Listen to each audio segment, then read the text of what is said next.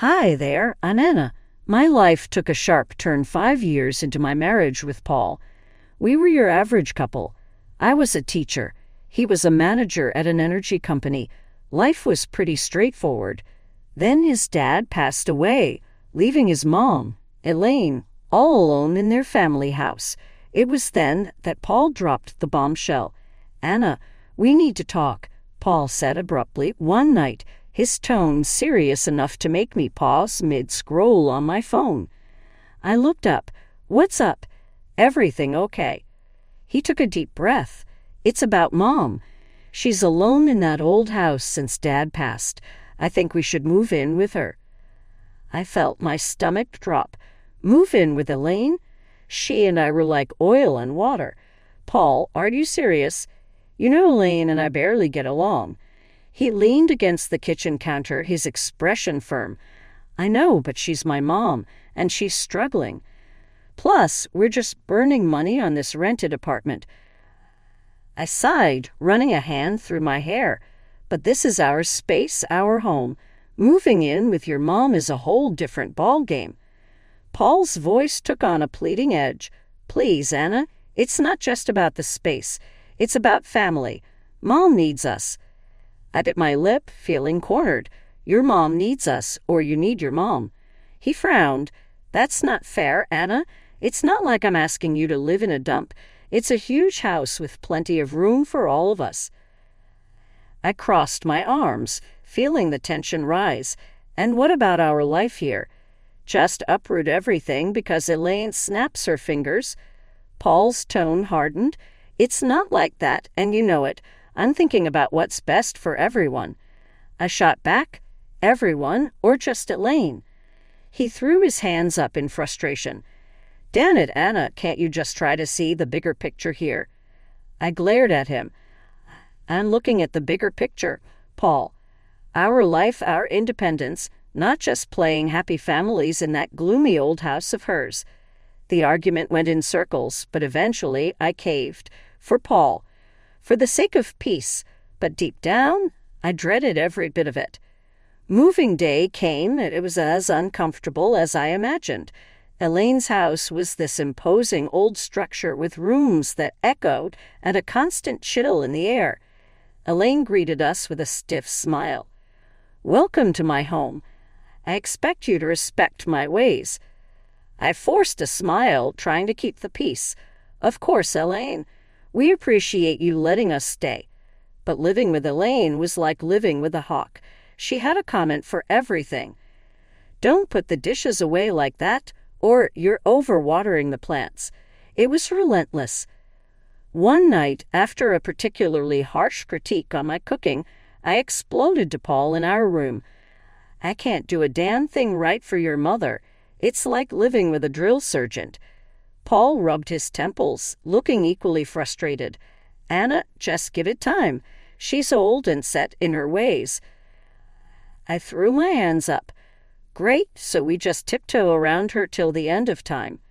He didn't have an answer, and honestly, neither did I. This house, with its constant surveillance and Elaine's scrutinizing eyes, was suffocating. Life in Elaine's house was turning into a daily grind. Just when I thought I could handle it, Paul dropped another bombshell. It was a lazy Sunday afternoon, and I was trying to find some peace in the garden when he came out.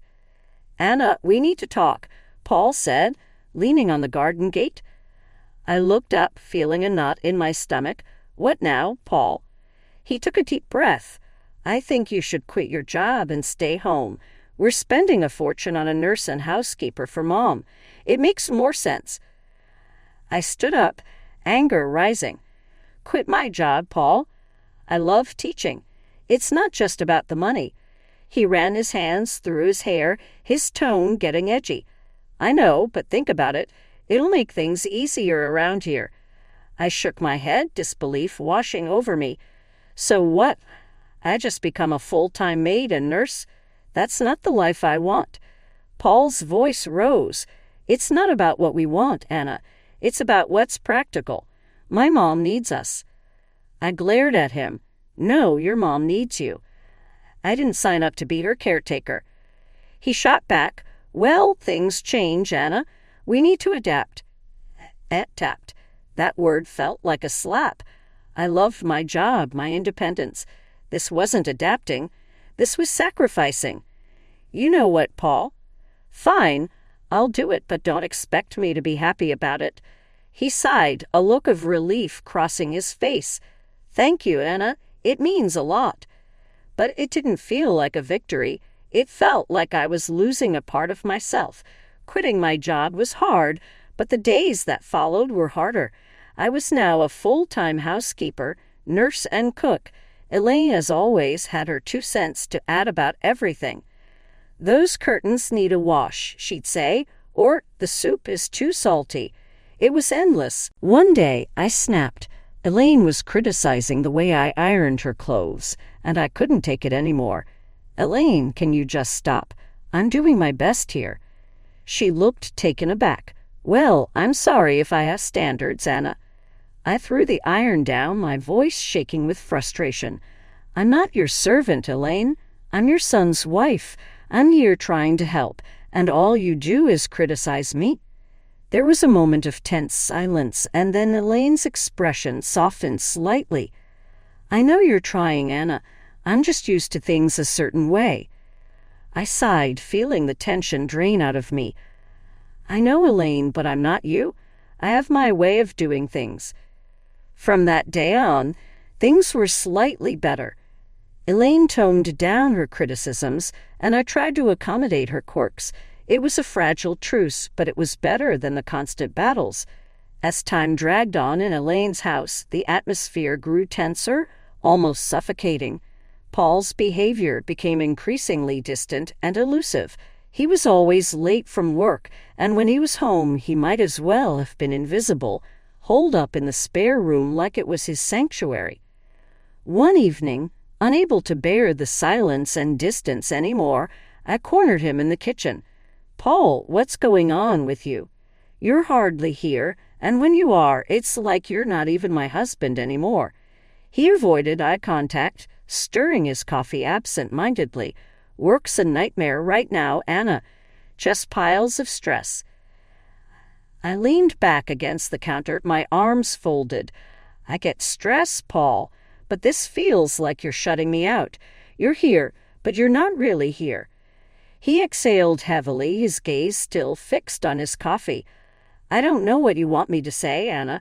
I'm just really tied up with stuff. I wanted to believe him, to understand, but something inside me screamed that there was more to it. Then there was Lucy, Paul's sister, who made it her mission to add to the tension. Each visit from her was a trial. She'd look around the house with a sneer and quip, still stuck in this old dump, huh? I usually bit my tongue, but one day her taunts hit a nerve. Not all of us have the luxury to mooch off others, Lucy. I shot back. She just cackled, her voice grating on my nerves. Oh, look at you, playing a martyr in a haunted house. Pathetic. I clenched my jaw, holding back a barrage of words. Paul, ever the silent bystander, offered no defense. His silence was like another jab, another confirmation of the growing gulf between us.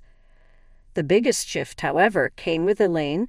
One day she called for Lucy, her voice frail and desperate.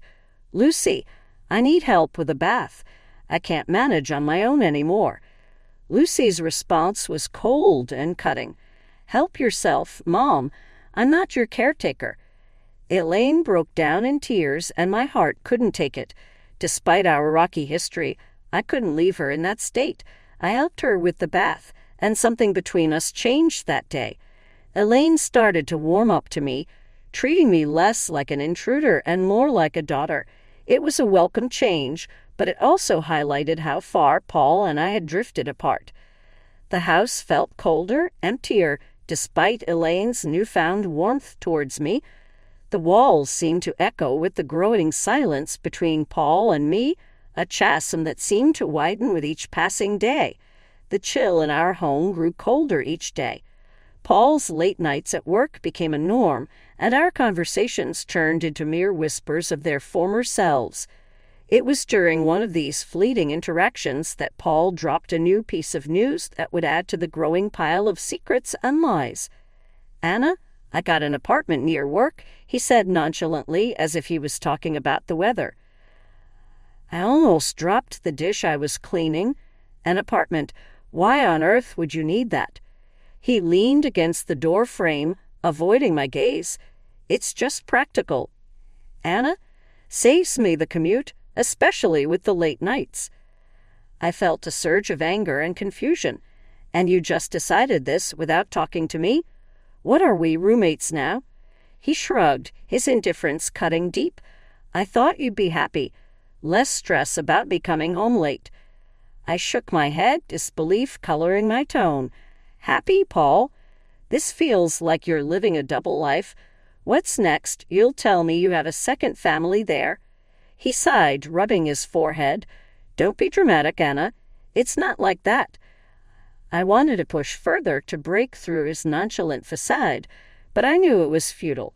The conversation ended there, as did many of our conversations those days. The true shock came a few days later in a candid conversation with Elaine. We were in the living room, sharing a rare moment of calm, when she suddenly said, "You know, Paul didn't buy that apartment with his money." I looked at her, puzzled. "What do you mean?" She hesitated, then continued. "He used my savings. He said it was an investment. He even put it in my name." Felt my heart sink. "He's been using your money, and you're okay with this?"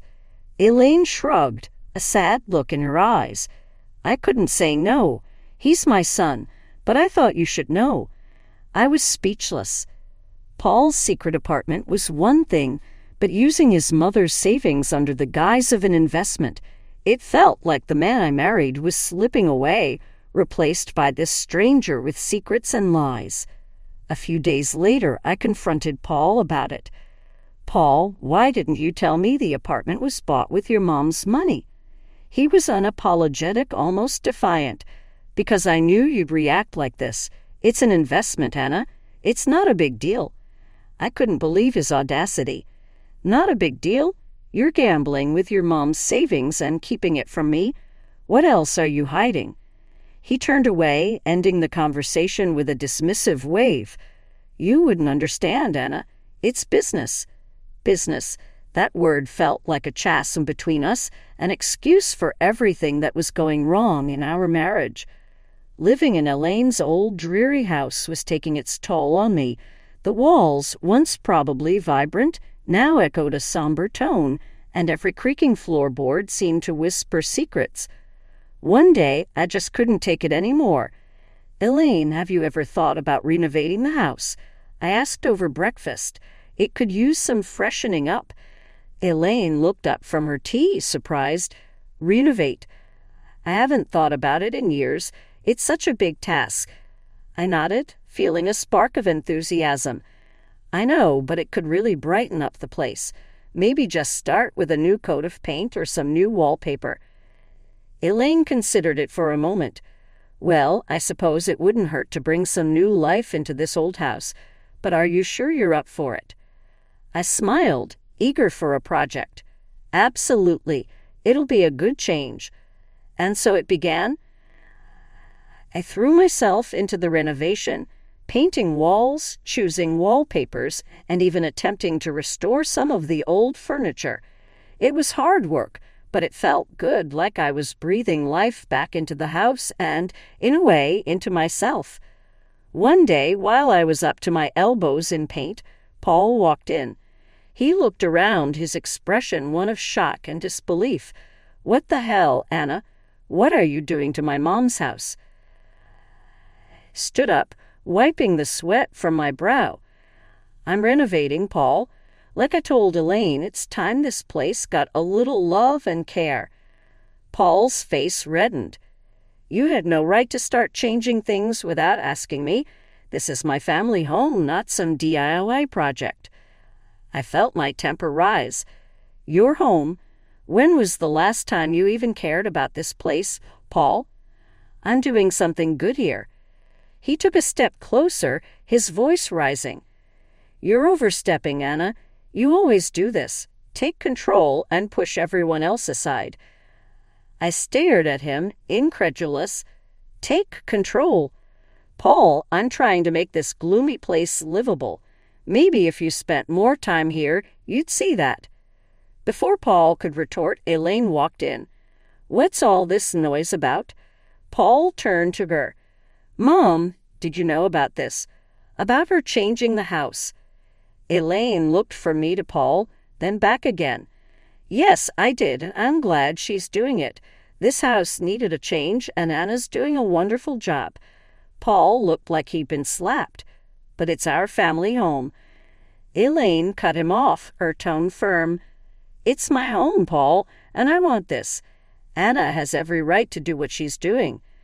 Paul stormed out of the room, leaving me and Elaine in an awkward silence. I felt a mix of victory and sadness. The house was transforming, but the gap between Paul and me seemed to only grow wider. The day Elaine suffered her stroke, our world turned upside down. I was there, witnessing her sudden decline, her words slurring, her body weakening. Panic gripped me as I called for help, my voice quivering with fear. In the hospital, the grim reality set in. Elaine needed constant care. I looked to Paul for support, but he was distant, his eyes void of the concern I expected to see. Anna, I can't deal with this. I have enough on my plate, he said, his voice cold. I was stunned. You can't deal with this, Paul. She's your mother. He shrugged, his response cutting like a knife.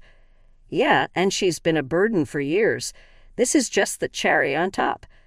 I couldn't hide my disgust. She's not a burden, Paul. She's family. She needs us. His laugh was bitter. Us? No, Anna, she needs you. I've got other things to handle. I was left speechless, my respect for him sinking. Took it upon myself to care for Elaine. It was hard, watching the once strong woman confined to a bed, dependent for every little thing.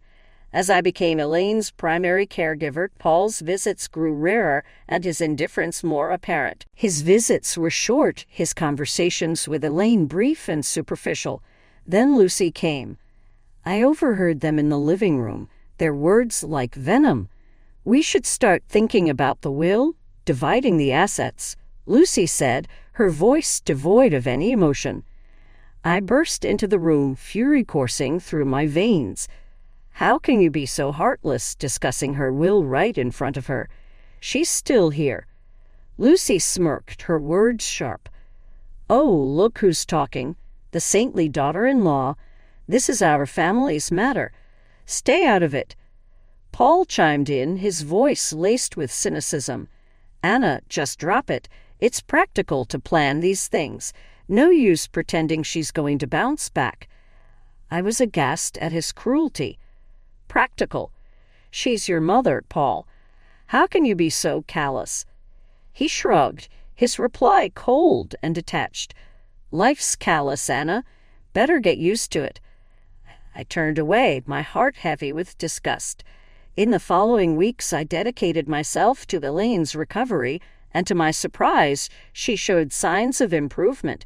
Her fingers twitched, her speech cleared, she even managed a few steps. It was a miracle to me, but a nuisance to Paul and Lucy. Their true colors were now vividly clear. Their mother's plight was nothing more than an inconvenience, a hurdle in their path to inheritance. The betrayal stung deep, not just as a daughter-in-law, but as a human being. Life had settled into a grim routine. Elaine's health was a constant roller coaster, with small victories overshadowed by the looming fear of the worst. Then it happened. Another stroke, this time more severe. The call from the hospital felt like a punch to the gut. Elaine didn't make it. The funeral was a somber affair. I stood beside the grave, my heart heavy, watching as people paid their respects. That's when Paul arrived, and with him, a woman I didn't recognize and two small kids clinging to her hands. Who's she? I whispered to myself, my eyes fixed on the unfamiliar woman. Paul approached, his expression unreadable. Anna, this is Carol, my wife, and these are our kids. I felt like I had been slapped. Your wife? When did this happen? He shrugged, a coldness in his voice. A while ago. It's none of your business, Anna. I was speechless, my mind reeling. How could he, and during all this time with Elaine? Lucy was there too, her usual sneer in place. Finally showing your true colors, Anna. Playing the grieving daughter-in-law. It's a bit late for that. I glared at her, my voice laced with contempt. I was here for Elaine when you both abandoned her. Don't you dare judge me. Paul interjected. Let's just get this over with. We have other matters to discuss. After the funeral ended and the gathering moved to Elaine's house for the will reading, Paul and Lucy were like vultures, eagerly awaiting their share. The lawyer began reading the will, and that's when the bombshell dropped. Everything, the house, the money, all of it was left to me. Paul's face went from smug to shocked. What the hell? This can't be right. Lucy was fuming. She was our mother. How could she leave everything to this nobody? I stood there, stunned, not sure how to feel. Happy, vindicated. It all felt hollow. Paul turned to me, his voice filled with accusation. You manipulated her, didn't you? Turned her against us. I shook my head, disbelief and anger mixing in my voice. I did nothing but care for her, which is more than I can say for you. The lawyer intervened. Elaine was very clear in her will. Lucy was seething. This is not the end. We'll contest this. There's no way we're letting her get away with this. As they left in a huff, I stood there, alone in the house that was now legally mine. The walls that had witnessed so much pain, betrayal, and love. I looked around, feeling the weight of Elaine's last act of kindness and the burden of a broken family's scorn. The house felt different now, like it was echoing with Elaine's last wishes. I was sitting there, holding the will, still trying to get my head around everything. Elaine had left it all to me, and Paul and Lucy were raging mad about it. They came back the next day, all fired up. You really think you can just take everything? Paul burst out as soon as he stepped in. I looked up, tired but standing my ground. Elaine decided this, Paul. It was her choice. Lucy was red in the face, yelling, You tricked a sick old lady. We won't let you get away with this. I stood up, fed up with their nonsense. Tricked. I was there for her, unlike you two. She chose to leave it to me. Paul was fuming. So you think you've beaten us? You think you can just snatch everything away? I let out a heavy sigh. I didn't snatch anything, Paul. Elaine gave it to me because she knew I actually cared. Their yelling didn't stop, but it was just noise against the truth I knew. I was there for Elaine when they weren't. The lawyer showed up with a video Elaine had made. Her voice filled the room, and she said it clear as day. I left everything to Anna because she was like the daughter I never had. She was there when my own kids weren't. She deserves it all. The room went quiet. Paul looked like he'd been punched in the gut, and Lucy started crying, finally realizing what they had done. After that, Paul and Lucy left, and all their threats just fell flat. I was alone in the big house, surrounded by the past and thinking about the future. I decided to divorce Paul. It was tough, but it had to be done. He and his new family had to move to a rental place. Lucy had her own mess to deal with. Her debts and bad choices were catching up to her. As for me, I was standing in my new house, feeling sad but also kind of excited. Elaine's will wasn't just about the house and money. It was like she was telling me to be strong and make my own way. I decided to start over, use what Elaine left me to build something new for myself. The house, once a reminder of tough times, was now a place for new beginnings. I smoothed my apron and took a deep breath, steeling myself for another Sunday dinner with Gloria. The aroma of roast chicken filled the kitchen, but my stomach churned with dread. Emily, dear, are you sure you used enough seasoning? Gloria's syrupy voice drifted in from the dining room. The last time, it was so bland. I bit my tongue, resisting the urge to remind her that she'd praised that very same chicken recipe just last month. I'm sure it'll be delicious, Gloria. I called back, forcing cheerfulness into my voice. Aaron appeared in the doorway, his brow furrowed. Need any help, honey? I shook my head, offering a tight smile. I've got it under control. Why don't you keep your mother company? He hesitated, clearly sensing the tension.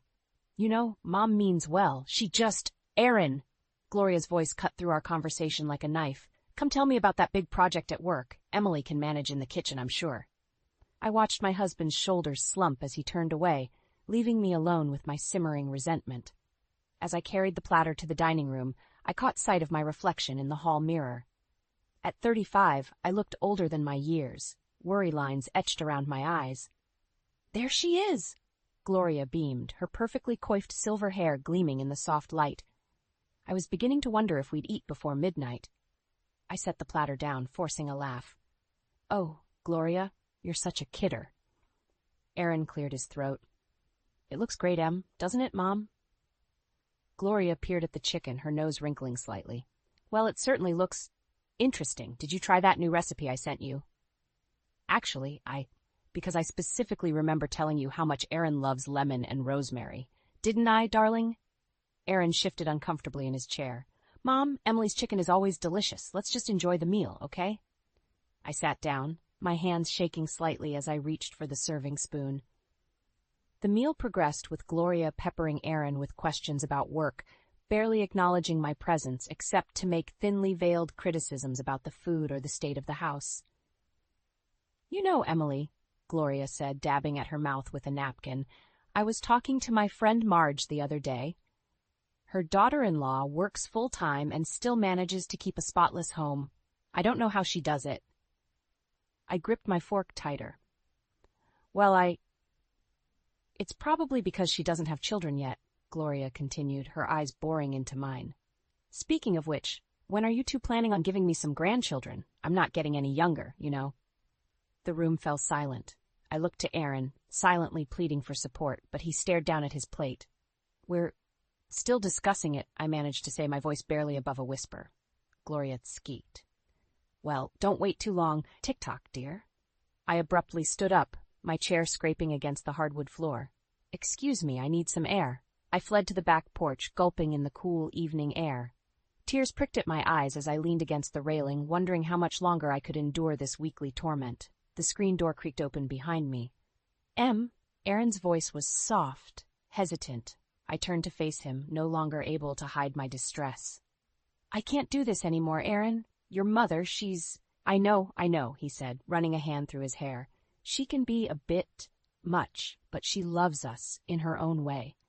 I shook my head, frustration bubbling up inside me. Love?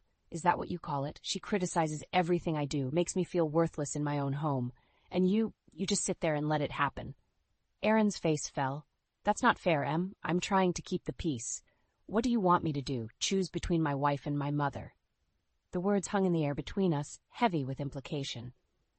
Before I could respond, Gloria's voice rang out from inside. Aaron? Emily? Where did you two run off to? The dishes won't do themselves, you know. I closed my eyes, feeling the last of my resolve crumble. When I opened them again, I saw the conflict etched on Aaron's face. In that moment, I realized that our marriage had become a battlefield, with Gloria as the opposing general. And I was losing the war.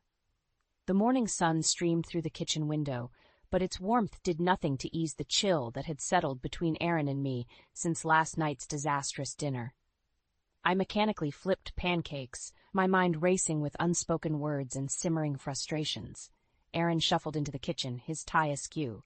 Morning, Em, he mumbled, reaching for the coffee pot. I turned to face him, spatula in hand. We need to talk about last night. He sighed, shoulders slumping. Can't we just forget about it? Mom didn't mean... The doorbell's shrill ring cut him off. We exchanged puzzled glances before Aaron went to answer it. Mom, I heard him say, surprise evident in his voice. What are you doing here so early? My stomach dropped as Gloria's voice carried through the house. Can't a mother visit her son without an interrogation? I brought breakfast. I gripped the counter, willing myself to stay calm as they entered the kitchen. Gloria breezed past me, setting a bakery box on the table. "Oh, Emily, dear, you didn't need to cook. I brought those croissants Aaron loves." She wrinkled her nose at my pancakes. "Though I suppose we could have both. Wouldn't want your efforts to go to waste." I plastered on a smile. "How thoughtful of you, Gloria." Aaron cleared his throat. "Mom, this is unexpected. Emily and I were just about to—" "Nonsense," Gloria interrupted, waving a manicured hand. "I have wonderful news that simply couldn't wait." She beamed at us both. "I've decided to move closer. I found the most darling little house just 3 blocks away. Won't that be lovely?"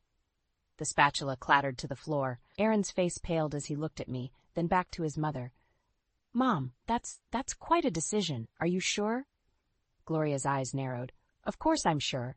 Don't you want me nearby? Especially when you two finally decide to give me grandchildren." She turned to me, her gaze sharp. "Speaking of which, Emily, have you seen a doctor about your situation? At your age, fertility can be such a concern." The room spun. I gripped the edge of the counter, feeling as if the ground was crumbling beneath my feet. We. "Mom," Aaron interjected, his voice strained. "Emily and I haven't decided about children yet. It's a big decision." Gloria's laugh was like glass shattering. "Oh, Aaron, you're not getting any younger either, you know. And Emily, well," she gave me a pitying look. "Tick-tock, dear." Something inside me snapped. "That's enough!" I shouted, surprising even myself. "I will not be bullied in my own home. Our family planning is none of your business, Gloria." The room fell silent. Aaron stared at me, wide-eyed, while Gloria's face flushed an angry red. "Well, I never," she huffed. "Aaron, are you going to let her speak to me like that?" I turned to my husband, silently pleading for support. He looked between us, conflict etched on his face. "Mom, Emily's right. We need some space to make these decisions on our own." Gloria's eyes filled with tears. "My own son, turning against me, after all I've sacrificed for you." She gathered her purse, heading for the door. "I suppose I'll just go home and die alone, shall I?" As the door slammed behind her, Aaron slumped into a chair. "God, Em, what are we going to do?" I sank down beside him, emotionally drained. "I don't know, Aaron, but something has to change. I can't live like this anymore." He reached for my hand, his touch hesitant. Maybe we should start trying. For a baby, I mean. It might make things easier with Mom." I jerked my hand away, stung. "Is that what you want? To have a child just to appease your mother?" Aaron's face crumpled. "No, I don't know what I want anymore." As I looked at my husband, the man I loved, but who seemed increasingly like a stranger, a cold realization washed over me. Our marriage was hanging by a thread, and Gloria's scissors were poised to snip it. "Aaron," I said softly, my heart breaking, "we need help. Real help. Or I don't think we're going to make it." His silence was deafening, and in that moment, I felt more alone than ever before. The weeks following Gloria's announcement of her impending move blurred together in a haze of tension and unspoken resentment. I found myself withdrawing, spending more time alone in our bedroom, away from Aaron's conflicted gaze and the constant reminders of our crumbling marriage. One particularly gloomy afternoon, I sat on the edge of the bathtub, staring at the pregnancy test in my trembling hands. 2 pink lines stared back at me, undeniable and life-altering. "Emily?" Aaron's voice called from the hallway. "Are you okay? You've been in there a while?" I opened the door, my face a mask of shock. "I'm pregnant," I whispered. Aaron's eyes widened, a mix of emotions flashing across his face. "Are you sure?" I nodded, holding up the test. "I've been feeling off for weeks. I thought it was just stress, but—" He reached for me, then hesitated. "This is... wow. I mean, it's what Mom wanted, right?" His words hit me like a slap. "What your mother wanted? Is that all you can think about?" Aaron backpedaled. "No, I didn't mean—" "Save it," I snapped, pushing past him. "I need some air." I grabbed my keys and stormed out, ignoring Aaron's calls behind me. The cool autumn air hit my face as I walked aimlessly through our neighborhood, my mind reeling. A baby. Our baby. The one thing that should have brought us closer was instead highlighting the chasm between us. Lost in thought, I didn't notice the familiar car pulling up beside me until I heard her voice. "Emily, what on earth are you doing out here alone?" I turned to see Gloria, her face a picture of exaggerated concern. "Just taking a walk," I muttered. She clucked her tongue. "Nonsense. Get in. I'll drive you home." Too exhausted to argue, I slid into the passenger's seat. Gloria chatted away, filling me in on her moving plans and the latest neighborhood gossip. I stared out the window, my hand unconsciously resting on my still flat stomach. "Emily?" Gloria's voice cut through my reverie. "Are you even listening to me?" I turned to face her, suddenly overwhelmed by the weight of my secret. "I'm pregnant," I blurted out. Gloria's car swerved slightly before she regained control. "What did you say?" "I'm pregnant," I repeated, my voice stronger. "Aaron and I are having a baby." The car screeched to a halt as Gloria pulled over. She turned to me, her eyes gleaming with a mix of triumph and calculation. "Oh, Emily, this is wonderful news. I knew you two would come around eventually. Have you told Aaron yet? Oh, we must start planning immediately. I have so many ideas for the nursery. Of course, I'll need to be there every step of the way to guide you. First-time mothers need all the help they can get, you know." Her words washed over me in a suffocating wave. This moment, which should have been filled with joy and excitement, felt tainted by Gloria's presumptuous planning and barely concealed criticism. "Gloria," I interrupted, my voice shaking, "I appreciate your enthusiasm, but Aaron and I need to process this ourselves first. We'll make our own decisions about the baby." Her face hardened. "Now, Emily, don't be foolish. You clearly need guidance. Why, when I was pregnant with Aaron—" "Stop!" I shouted, surprising us both. "This is not about you, Gloria. This is about me, Aaron, and our child, our family." Gloria's eyes narrowed dangerously. "Family? I am family, Emily. More so than you, it seems. Aaron will want me involved, you'll see." As if on cue, my phone buzzed with a text from Aaron. "Where are you? Mom's here, looking for you. She seems upset." I looked up to see we were parked in front of our house, Aaron standing on the porch with a confused expression. Gloria was already out of the car, striding towards him with purpose. "Aaron, darling," she called out. "Emily has the most wonderful news." I scrambled out of the car, my heart pounding. "Gloria, don't—" But it was too late. As I watched Gloria embrace Aaron, whispering in his ear, I saw the future I had imagined for us slipping away. Our joyous announcement, our private celebration, all stolen in an instant. Aaron's eyes met mine over Gloria's shoulder, a mix of confusion, joy, and something else I couldn't quite name. In that moment, I realized that my pregnancy wasn't just the beginning of a new life. It was the catalyst that would either save our marriage or destroy it completely. As my pregnancy progressed, I found myself caught in a whirlwind of conflicting emotions. The joy of impending motherhood was constantly overshadowed by the growing distance between Aaron and me. Even more surprising was Gloria's sudden change in behavior. "Emily, dear, you simply must put your feet up," Gloria cooed, fluffing a pillow behind me. In my day, we knew the importance of rest for expectant mothers. I blinked in confusion, unused to this new, attentive version of my mother-in-law. "Thank you, Gloria. That's thoughtful of you." She beamed, patting my hand. "Anything for my grandbaby. Now, let me fetch you some herbal tea. It's excellent for morning sickness." As Gloria bustled off to the kitchen, I caught Aaron's eye. He shrugged, looking as bewildered as I felt. "I guess the baby news really changed things," he said, a hint of relief in his voice. I nodded, unsure how to feel about this unexpected turn of events. Part of me was grateful for the reprieve from Gloria's constant criticism, but another part remained wary, waiting for the other shoe to drop. As the weeks passed, Gloria's overbearing attentiveness began to grate on my nerves. She was constantly at our house, offering unsolicited advice and making plans for the baby's future. Meanwhile, Aaron grew increasingly distant, often working late and seeming distracted when he was home. One evening, as I sat alone in the nursery we'd begun to prepare, I heard Aaron's key in the lock. Glancing at the clock, I frowned. It was past 10 p.m., another late night at the office. Aaron called out softly. "You still up?" I waddled out to the hallway, one hand on my growing belly. "Hey," I said, trying to keep the accusation out of my voice. "Long day?" He nodded, avoiding my eyes. "Yeah, big project. Sorry I missed dinner." "Again," I added, unable to keep the bitterness from my tone. Aaron sighed, running a hand through his hair. "I said I was sorry, Em. What more do you want?" "I want my husband back," I exploded, months of frustration boiling over. "I want the man who used to be excited about our baby, who used to talk to me, who used to—" I trailed off, choking back a sob. Aaron's face crumpled. "Em, I'm trying. It's just, There's a lot of pressure at work, and with Mom always around. Don't blame this on your mother, I snapped. She may be overbearing, but at least she's here. Where are you, Aaron? Because it sure doesn't feel like you're in this with me. He reached for me, but I stepped back.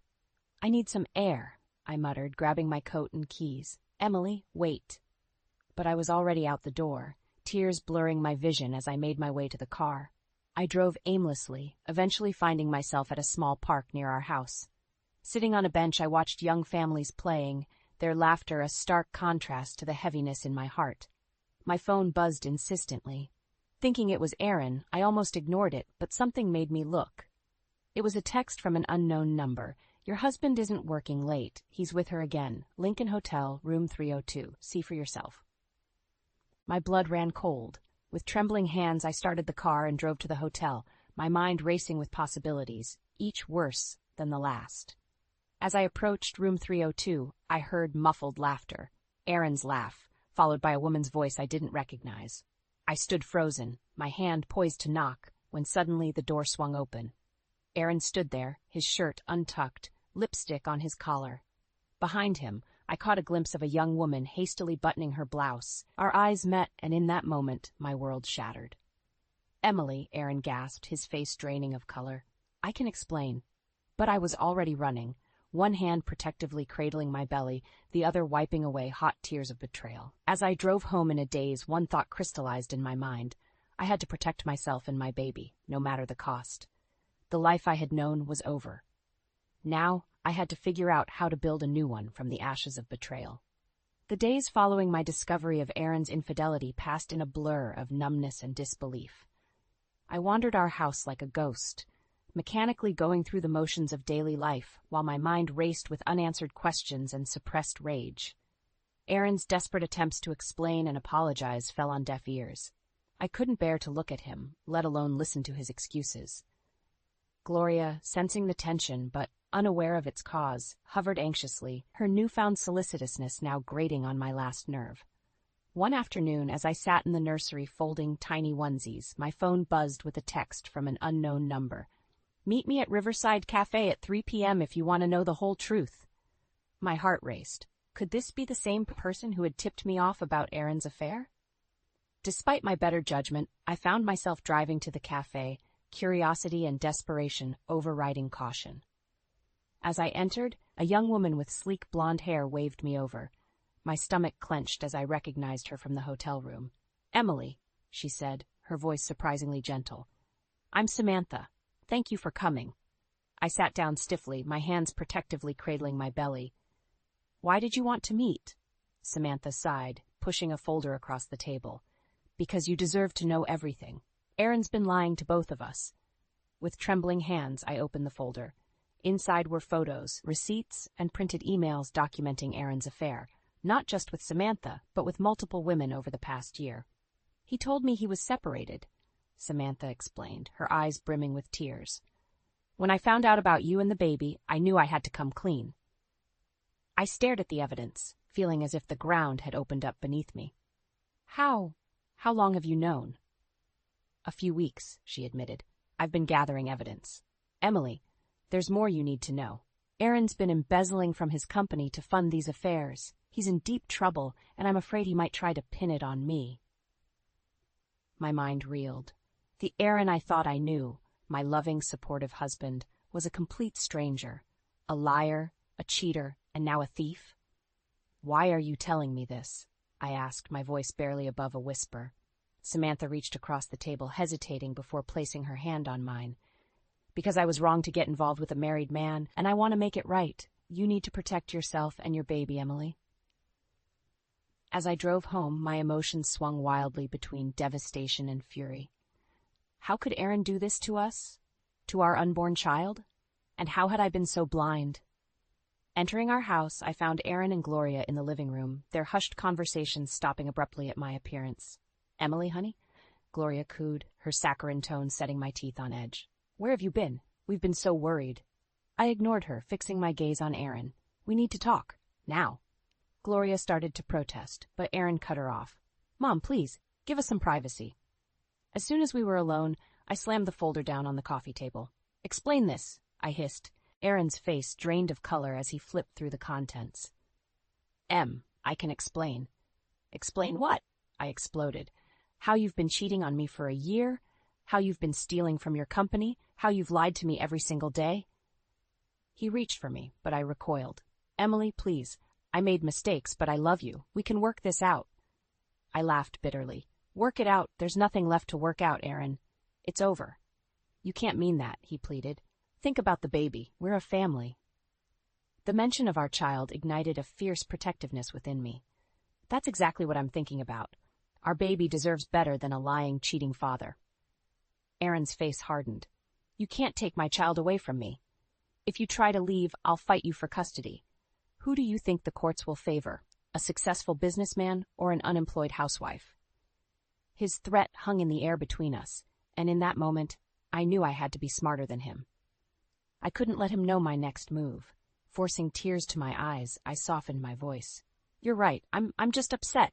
We should talk about this when we're both calmer. Relief washed over Aaron's face. Of course, Em. We'll figure this out together. As he pulled me into an embrace, my mind was already formulating a plan. I would play the forgiving wife, but in secret I would prepare for war. For the sake of my child, I would take down Aaron and Gloria, no matter the cost. The game had changed, and I was determined to win. The weeks following my discovery of Aaron's betrayal were a masterclass in deception. I played the role of the forgiving wife to perfection, all while secretly preparing my escape. Every gentle touch from Aaron, every sympathetic glance from Gloria only fueled my determination to break free. As my pregnancy progressed, I focused on gathering evidence. Late at night, I combed through financial records, documented Aaron's absences, and built a case that would ensure my freedom and my child's future. The weight of my secret felt crushing at times, but the life growing inside me gave me strength. Then, during a routine checkup, my world shifted again. Mrs. Thompson, the ultrasound technician, said, her voice filled with excitement, I have wonderful news. You're having twins. I stared at the screen, my heart pounding. Twins. 2 precious lives depending on me. As joy and terror warred within me, I realized the stakes had just doubled. Leaving the clinic in a daze, I nearly collided with Gloria, who was waiting in the parking lot. Emily, dear, how was your appointment? She chirped, her eyes gleaming with anticipation. I hesitated, then made a split-second decision. It's twins, I said, watching her reaction carefully. Gloria's face lit up like a Christmas tree. Twins? Oh, this is marvelous. Aaron will be overjoyed. We must start planning immediately. I'll call the country club, book the perfect baby shower venue, and of course you'll need my help more than ever now. I'll just have to move in to assist with the babies. As Gloria rambled on, making plans for my future, our future, without a second thought to my input, something inside me snapped. The facade I'd carefully maintained for weeks crumbled. No, I said, my voice barely above a whisper. Gloria paused mid-sentence. I'm sorry, what did you say? I said no, I repeated louder this time. You won't be moving in, you won't be planning my baby shower, and you certainly won't be making decisions about my children's future. Gloria's eyes narrowed dangerously. Now, Emily, don't be foolish. You clearly can't handle twins on your own. Aaron and I... Aaron? I laughed bitterly. You mean the man who's been cheating on me for the past year? The one who's been embezzling from his company to fund his affairs? Gloria's face paled. What are you talking about? That's preposterous. I pulled out my phone, showing her the evidence I'd gathered. It's all true, Gloria. Your perfect son isn't so perfect after all. As Gloria sputtered and denied, I felt a strange sense of calm wash over me. I'm leaving him, Gloria. I'm taking my babies and starting a new life, far away from you and Aaron. Gloria's shock quickly turned to rage. You ungrateful little tramp, after everything we've done for you, you'll never get away with this. We'll fight you for custody. You'll have nothing. Her words hit me like a physical blow, but I stood my ground. Try it, I hissed. I have enough evidence to bury Aaron. One word from me and his career, his reputation, everything will be destroyed. As I turned to leave, Gloria grabbed my arm. You can't do this to us. To Aaron. He loves you. I wrenched my arm free. Love, is that what you call lying, cheating, and stealing? No, Gloria. That's not love, and I won't let my children grow up thinking it is. Driving home, my emotions swung wildly between elation and despair. The knowledge that I was carrying twins 2 precious lives depending on me, filled me with a fierce, protective love. But the reality of my situation, a failing marriage, a deceitful husband, and a vindictive mother-in-law, threatened to overwhelm me. As I pulled into our driveway, I saw Aaron's car. Taking a deep breath, I steeled myself for the confrontation to come. I had to tell him about the twins, had to gauge his reaction.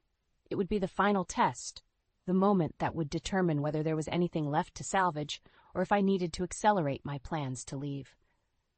With trembling hands, I opened the front door, the weight of my future and my children's future heavy on my shoulders. Whatever happened next would change everything. There was no turning back now. The confrontation with Aaron about the twins had been the final straw. His initial joy quickly morphed into panic about finances and how this would affect his freedom. In that moment, I knew there was no future for us. With shaking hands, I packed a small bag and drove to my parents' house, tears blurring my vision the entire way.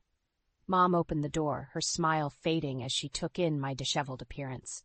"Emily, sweetheart, what's wrong?" I collapsed into her arms, sobs racking my body. Dad appeared behind her, his face etched with concern. They ushered me inside, and through broken sobs, I poured out the whole sordid tale.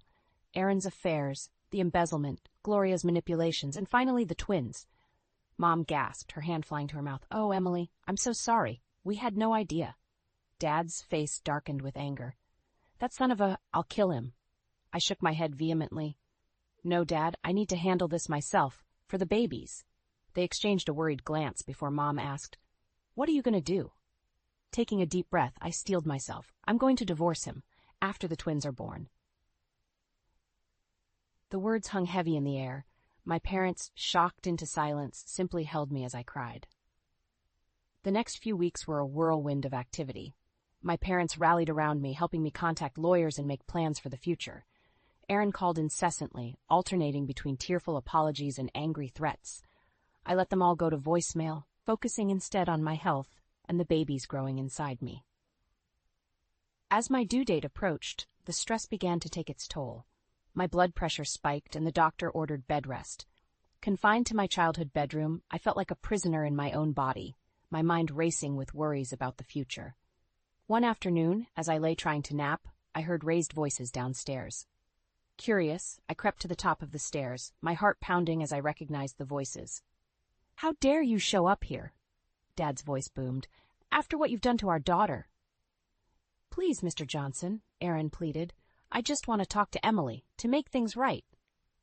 "There's nothing to make right," Mom interjected, her usually gentle voice hard as steel.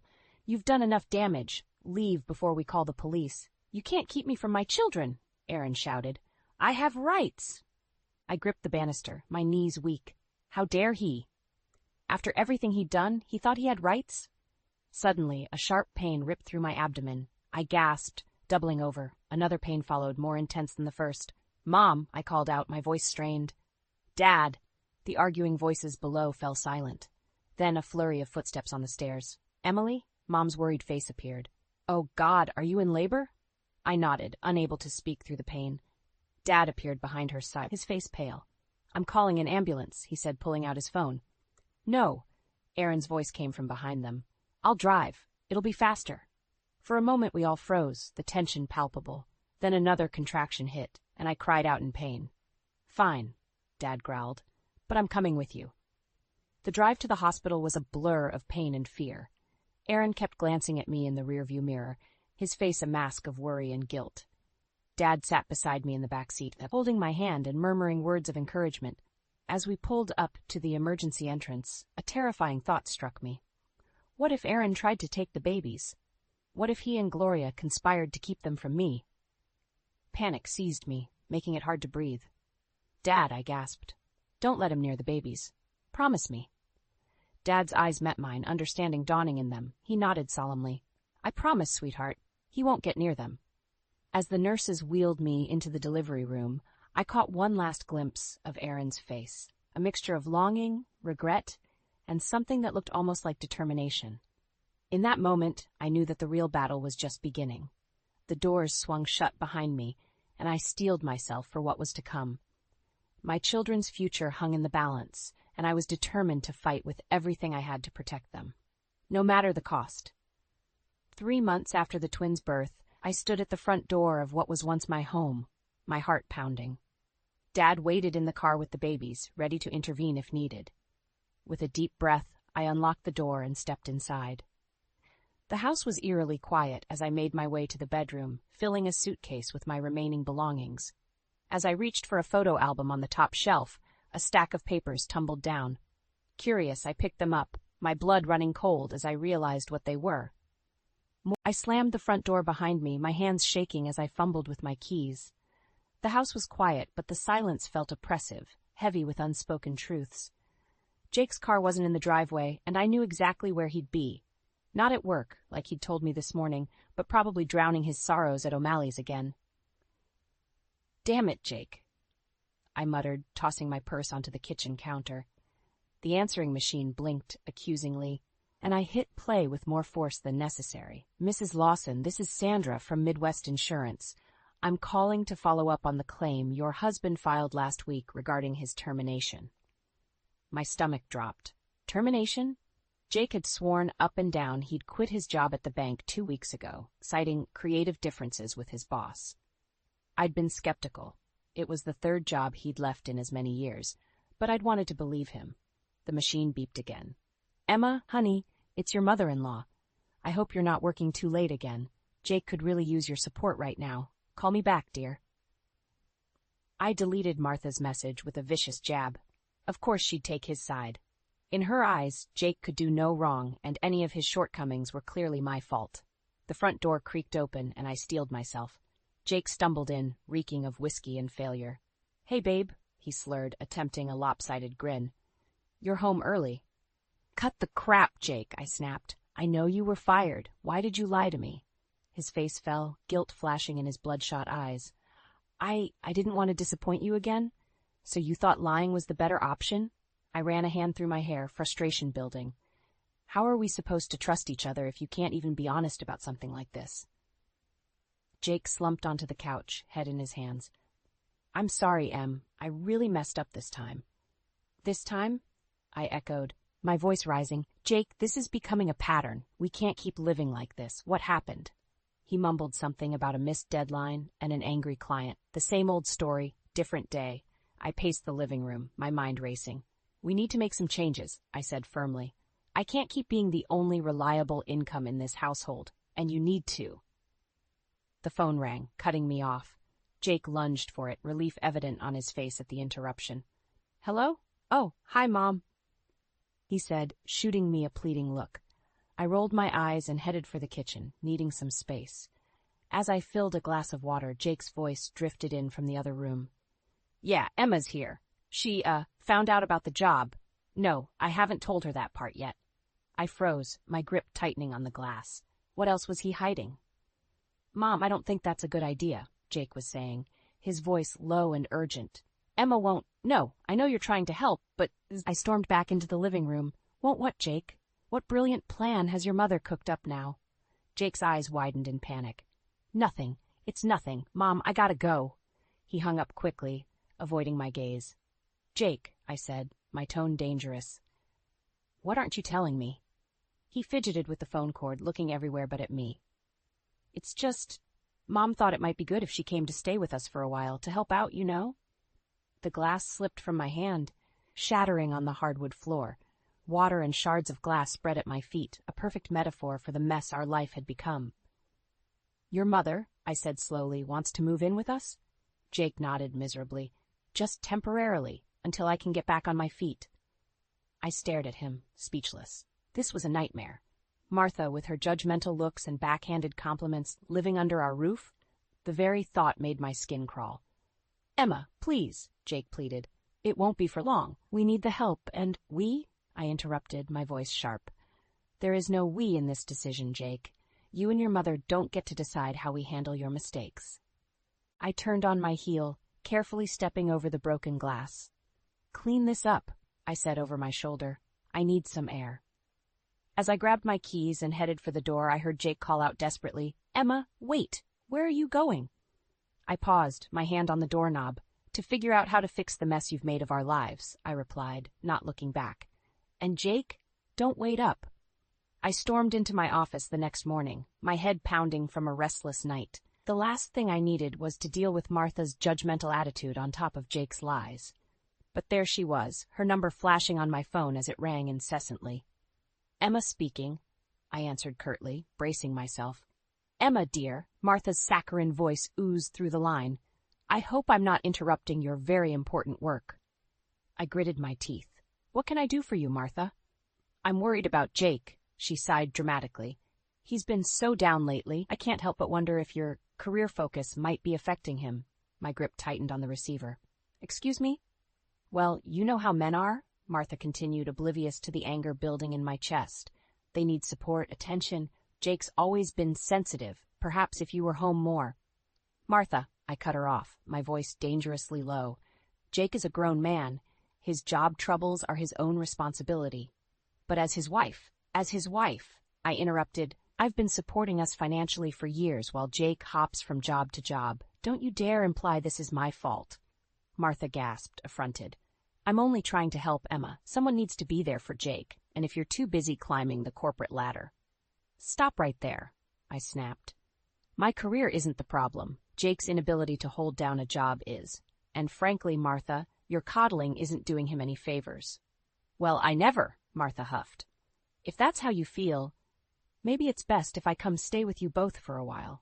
Jake clearly needs a supportive presence at home." My blood ran cold. "That won't be necessary," I said firmly. "Jake and I can handle our own affairs."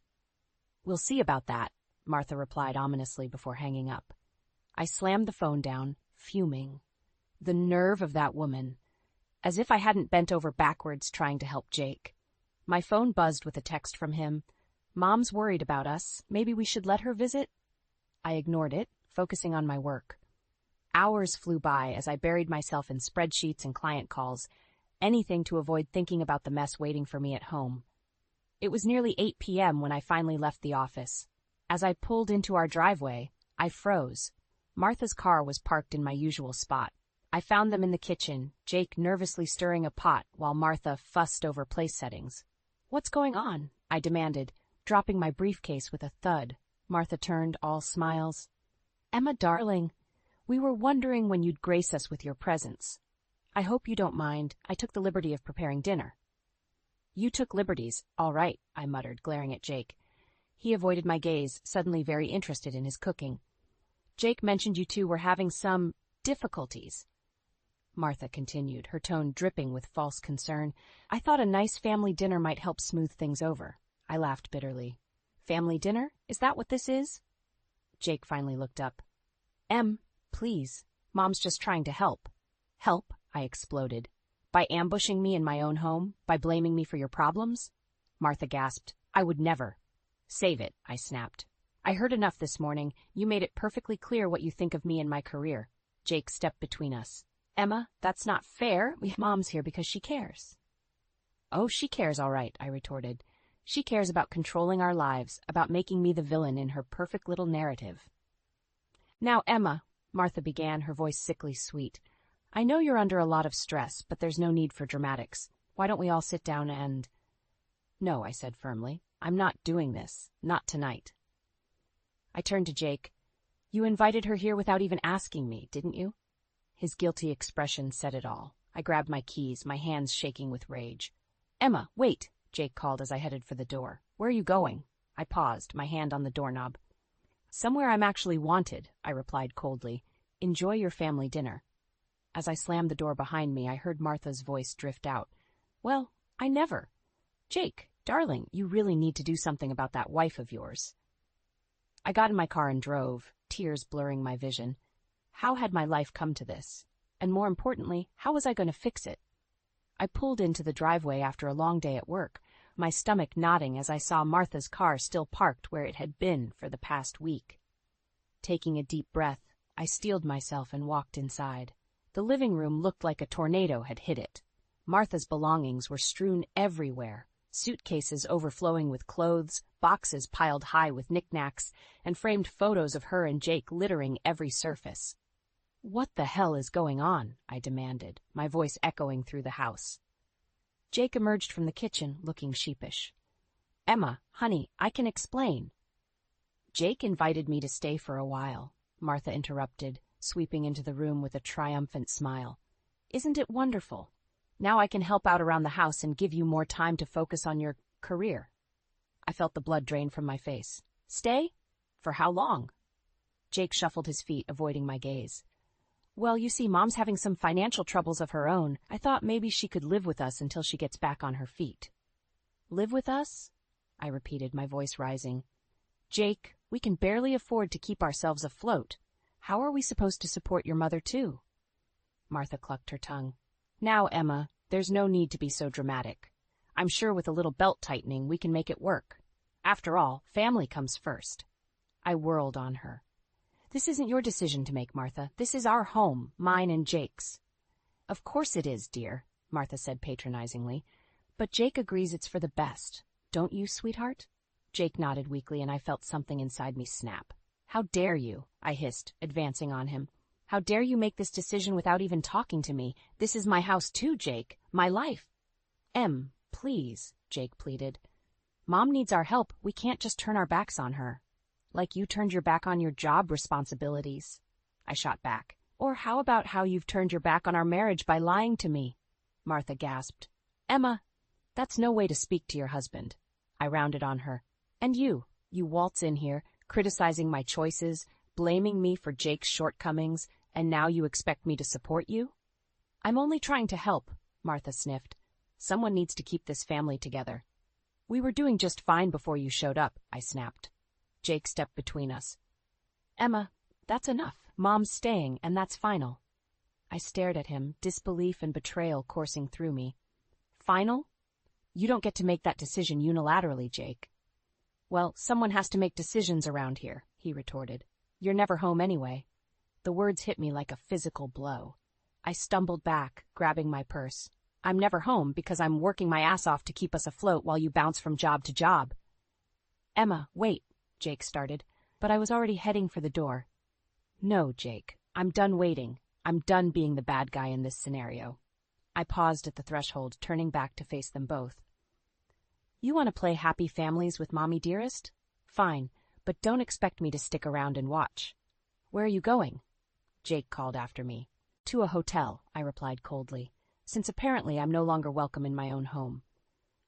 As I got into my car, I heard Martha's voice drift out the open door. Let her go, Jake. She'll come to her senses eventually. Now, why don't you help me unpack? I peeled out of the driveway, tears blurring my vision. How had it come to this? My husband choosing his mother over me, my home invaded, my life upended. As I drove aimlessly through the darkening streets, a cold resolve settled over me. If Jake and Martha wanted to play dirty, fine. Two could play at that game. It was time to start planning my next move and my revenge. I'd been staying at the Comfort Inn for a week, trying to gather my thoughts and plan my next move. The constant buzzing of my phone, Jake's desperate texts and Martha's passive-aggressive voicemails only fueled my determination. I needed to go home and face this head-on. As I pulled into the driveway, I noticed Jake's car was gone. Perfect. I could grab some clothes without a confrontation. But as I entered the house, I heard Martha's shrill voice coming from the kitchen. I don't care what it takes, Richard. You can't do this to me now. I froze, my hand still on the doorknob. Martha was clearly in the middle of a heated phone call, unaware of my presence. Don't you dare bring up my indiscretion, she hissed. You're the one who's been embezzling from the company for years. My eyes widened. What on earth was going on? Fine, file for divorce, Martha spat. But don't think I won't take you for everything you're worth. I know where all the bodies are buried, Richard. The call ended abruptly, and I heard Martha's muffled sobs. Despite my anger, a small part of me felt a twinge of sympathy, but that feeling evaporated as soon as Martha spoke again, this time leaving a voicemail.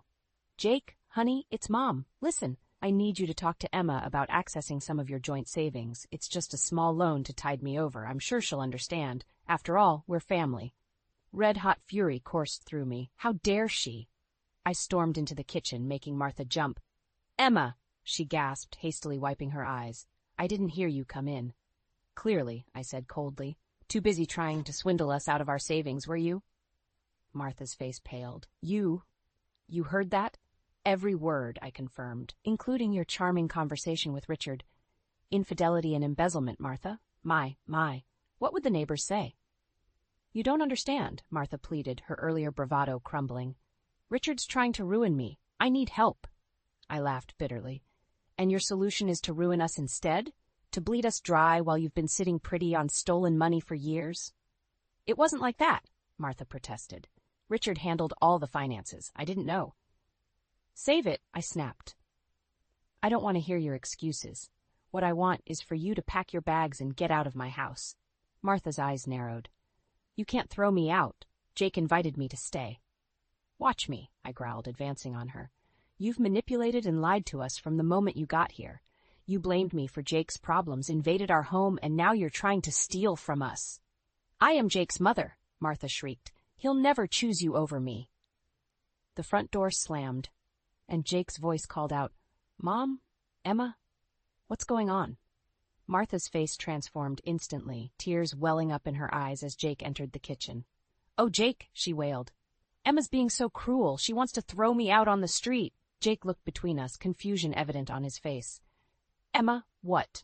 Don't you dare fall for her act, I warned him. Your mother's been lying to us both. She's getting divorced because she cheated on Richard, just who's been embezzling money for years, and now she wants to borrow from our savings to cover her ass. Jake's jaw dropped. Mom, is this true? Martha's sobs intensified. Jake, please, you don't understand. I had no choice. I turned to Jake, my voice steel. It's time to make a decision, Jake. Either she goes or I do, for good this time. The tension in the room was palpable as Jake looked between his sobbing mother and me, his wife, standing firm and unyielding. I could see the conflict in his eyes, years of maternal manipulation warring with the truth laid bare before him. Jake, I said softly, but with conviction. This is it. This is the moment that decides our future. Choose wisely. As Jake opened his mouth to speak, I held my breath, knowing that whatever came next would change all of our lives forever. Jake's eyes darted between Martha and me, his face a mask of confusion and pain. I need some time to think, he stammered, backing out of the kitchen. Jake, please! Martha wailed, reaching for him. But he was already gone, the front door slamming behind him. I stood there, trembling with rage and hurt. I hope you're happy, Martha, I spat. You've torn this family apart. Martha's tear-streaked face hardened. You did that all on your own, Emma, if you'd been a proper wife. Don't you dare, I hissed, cutting her off. I'm going to pack some things. When I come back down, I expect you to be gone. I stormed upstairs, my mind reeling. As I threw clothes into a suitcase, I heard Martha's muffled voice. She was on the phone again. Quietly, I crept to the top of the stairs to listen. Richard, please, she was saying, her voice desperate. I need more time. No, don't call the lawyers yet. I have a plan. My blood ran cold. What was she up to now? Jake and Emma have savings, Martha continued. If I can just get access. No, they don't suspect anything. Emma's too caught up in her career to notice. I gripped the banister, my knuckles turning white. She was planning to steal from us. Just give me a week, Martha pleaded. I'll have the money and we can make this all go away. I'd heard enough. I marched downstairs, my face a thundercloud. Martha jumped as I entered the room, hastily ending her call. Emma, save it, I snapped. I heard everything. You're not just trying to borrow money, you're planning to steal it. Martha's face crumpled. You don't understand. Richard will ruin me if I don't pay him off. I had no choice. There's always a choice, I said coldly. And you chose to lie, cheat, and steal. Well, guess what? It ends now. I pulled out my phone and dialed Jake's number. It went straight to voicemail. Jake, it's Emma. Your mother is planning to steal our savings to pay off Richard. Come home now. We need to talk. Martha lunged for me, trying to grab the phone. You can't do this, she shrieked. I dodged her, my voice rising. Watch me. It's over, Martha. Your lies, your manipulation, all of it. Just then, the front door opened. Jake walked in, his face ashen. I heard everything, he said quietly. The voicemail came through as I was sitting in the car. Martha collapsed onto the couch, sobbing. Jake, sweetheart, please, you don't understand. I understand perfectly, Jake interrupted, his voice hard. You've been lying to us, Mom. Using us. And now you are going to steal from us? I felt a surge of hope. Was Jake finally seeing the truth? But then he turned to me, his eyes cold. And you, Emma, you've been so wrapped up in your job, you didn't even notice what was happening in our own home. My jaw dropped. Are you serious right now? I've been supporting us while you can't hold down a job. I've been putting up with your mother's constant criticism and manipulation. Jake shook his head. Maybe if you'd been around more, none of this would have happened. I stared at him, disbelief and fury warring inside me. In that moment, I saw my future laid out before me. A life of constantly being blamed, of never being enough, of sacrificing everything for a man who would always choose his mother over me. You know what? I said, my voice deadly calm. You're right, Jake. I haven't been around enough, so let me fix that right now. I grabbed my suitcase and headed for the door. Jake called after me. Emma, wait! Where are you going? I paused at the threshold, looking back at the two people who had betrayed me so deeply. I'm leaving, I said firmly. For good this time. You two deserve each other. As I walked out, I heard Martha's triumphant whisper to Jake, It's for the best, darling. Now, about that savings account. I got into my car, my hands shaking as I gripped the steering wheel. This wasn't just about leaving anymore. It was about protecting myself and everything I'd worked for. It was time to call a lawyer and start divorce proceedings. Jake and Martha wanted to play dirty. Fine. I'd show them just how ruthless I could be. I sat in my lawyer's office, reviewing the divorce papers for what felt like the 100th time. 2 weeks had passed since I'd walked out on Jake and Martha, and I was determined to protect myself and my assets. Everything looks in order, Emma, my lawyer Sarah said. We've frozen the joint accounts, and Jake won't be able to touch your personal savings. Are you ready to file? I took a deep breath, my hand hovering over the papers.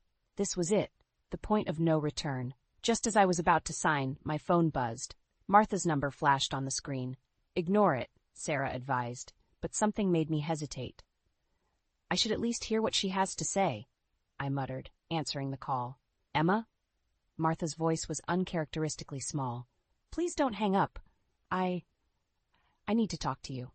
I have nothing to say to you, Martha, I replied coldly. Please, she begged. I've made a terrible mistake. I need your help. Against my better judgment, I found myself listening as Martha poured out a story of deceit and desperation. Her voice cracked as she admitted to her affair, to the lies she'd told Jake about me, to her plan to use our money to cover up her husband's embezzlement. I never meant for it to go this far, she sobbed. I thought if I could just buy some time, fix things with Richard, but it's all fallen apart. He's filing for divorce, threatening to expose everything. I have nowhere else to turn. I felt a mix of emotions, anger, pity, vindication. Why are you telling me this now, Martha? Because I realize now how wrong I was, she whispered. About everything, about you. I need your help, Emma. Not just for me, but for Jake, too. My heart clenched at the mention of Jake's name. What about Jake? Martha's voice trembled. He's a mess, Emma. He finally sees the truth, but he doesn't know how to fix things. He misses you terribly. I closed my eyes, fighting back tears. It's too late for that, Martha. I'm at my lawyer's office right now, about to file for divorce. No, Martha cried. Please, Emma, give us a chance to make this right. I'll tell Jake everything, I swear. Just come home. Let's talk face to face. I looked at the divorce papers in front of me, then at Sarah, who was watching me with concern. I need to think about this, I said finally. Of course, Martha replied, hope creeping into her voice. Take all the time you need. We'll be here. I ended the call, my mind reeling. Sarah leaned forward, her brow furrowed. Emma, whatever she said, remember why you're here. Don't let her manipulate you again. I nodded absently, but my resolve was wavering. What if Martha was telling the truth? What if this was my chance to finally get the whole story, to confront both her and Jake with all the facts? I need to go, I said abruptly, standing up. I'm sorry, Sarah. I need to see this through.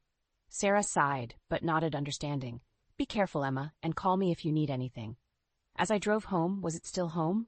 My emotions warred within me. Part of me was screaming that this was a trap, that Martha and Jake would never change. But another part, a part I thought I'd silenced, whispered of hope and second chances. I pulled into the driveway, my heart pounding. The house looked the same, but everything felt different. As I approached the front door, I saw Jake through the window, pacing anxiously. Our eyes met, and I saw a flash of relief cross his face. My hand trembled as I reached for the doorknob. This was it, the moment of truth. Whatever happened next would determine the course of all our lives. I took a deep breath and opened the door, stepping into the unknown. As I stepped into the house, the air felt thick with tension. Jake stood in the living room, his face a mixture of relief and apprehension. Martha sat on the couch, her hands twisting nervously in her lap. "Emma," Jake breathed, taking a step towards me. "I'm so glad you came." I held up a hand, stopping him in his tracks. "I'm here to listen. Nothing more. Martha, you said you had something to tell us both. So talk." Martha nodded, her eyes brimming with tears. I've been lying to you both about everything." For the next 20 minutes, Martha spilled her secrets. Her affair with a family friend, Richard's embezzlement from his company, their impending divorce, and her desperate plan to use our money to cover it all up. With each revelation, Jake's face grew paler, his hands clenching into fists. "How could you, Mom?" he whispered, his voice breaking. "How could you lie to us like this?" Martha sobbed, reaching for Jake, but he recoiled. "I'm so sorry, sweetheart. I never meant for it to go this far. I thought I could fix everything before you found out." I stood there, a storm of emotions raging inside me. Anger at Martha's deception, pity for her desperation, and a growing realization that Jake had been as much a victim of her manipulation as I had. "Jake," I said softly, turning to my husband, "did you know any of this?" He shook his head, looking shell-shocked. "No, God, Emma, I had no idea. I thought Mom just needed our help. I never imagined." "That's why I called you," Martha interjected, her voice pleading. "I realize now how wrong I was. About everything. I need your help, both of you. Please." I laughed bitterly. "Help? After everything you've done? You tried to steal from us, Martha. You nearly destroyed our marriage." "I know," she wailed, "and I'll spend the rest of my life making it up to you both. But right now, I need your help to fix this mess with Richard. If we don't act fast, he'll expose everything, and we'll all go down." Jake turned to me, his eyes desperate. "Emma, what should we do?" I felt the weight of the moment pressing down on me. This was it. The crossroads where I had to decide not just the fate of my marriage, but the future of our entire family. "No," I said firmly, surprising even myself with the steel in my voice. "We're not doing this, Martha. Not anymore." "But," Martha started, but I cut her off. "No more lies, no more schemes. You made this mess, and you're going to face the consequences. We all are." I turned to Jake, my heart pounding. "I love you, Jake, but I can't keep living like this. We can't keep enabling your mother's behavior." Jake nodded slowly, realization dawning in his eyes. "You're right. Mom, I'm sorry, but Emma's right. We can't help you cover this up." Martha's face crumpled. "But what am I supposed to do? Where will I go?" "That's not our problem anymore," I said, feeling a weight lift from my shoulders. "Jake, we need to talk. Alone." As we left Martha sobbing on the couch, Jake and I retreated to the kitchen. The air between us was charged with unspoken words and lingering hurt. "Emma," Jake began, his voice thick with emotion, "I've been such a fool. Can you ever forgive me?"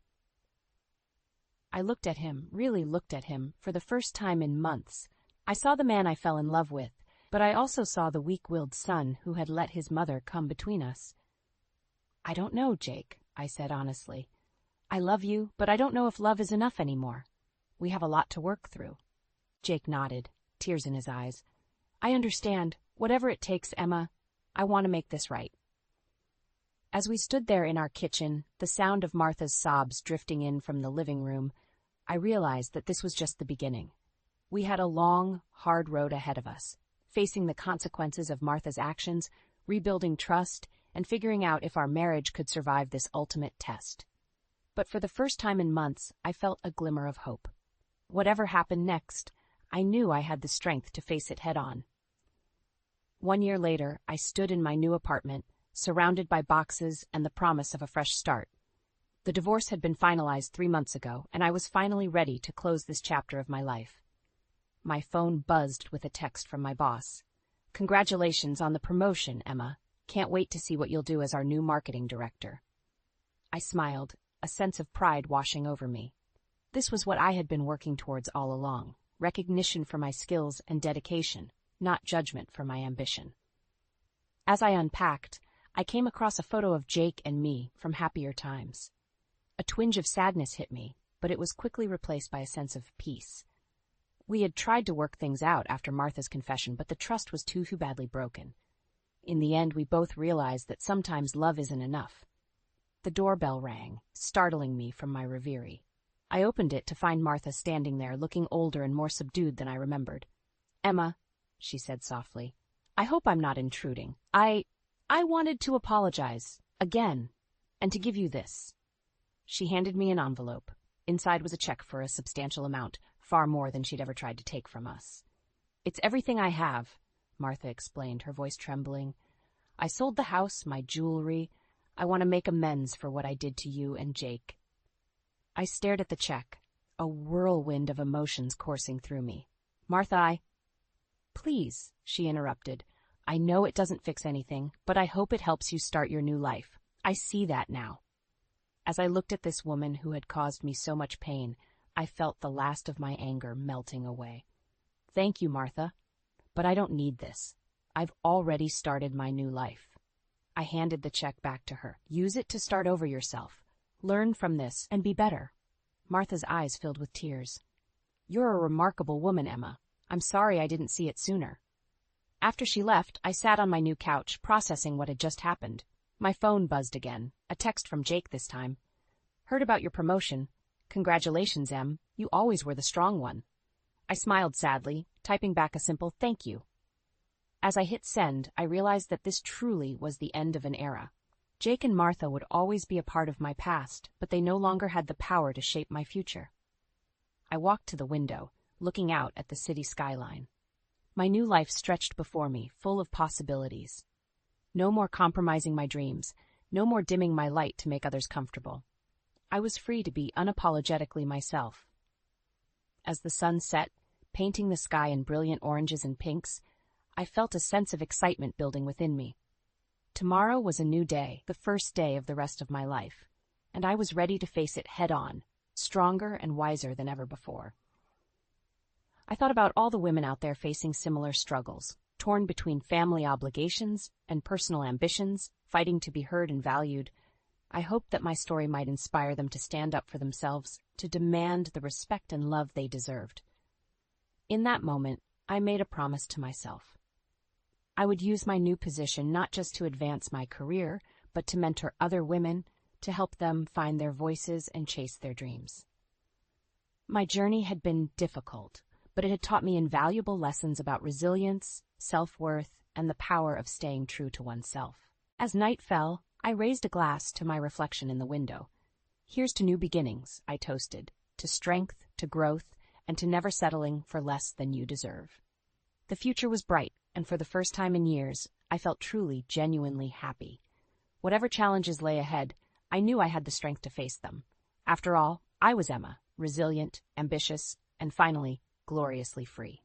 "She's nothing but a glorified maid with no education," Justin said, his voice dripping with disdain. My blood boiled instantly. I glanced around the dinner table, shocked by the cold words that shattered the air.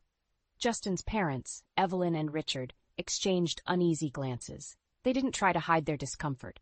"Justin, that's enough," Evelyn said, her voice trembling slightly. "Well, it's the truth, Mom," he replied, shrugging as if it was the most natural statement in the world.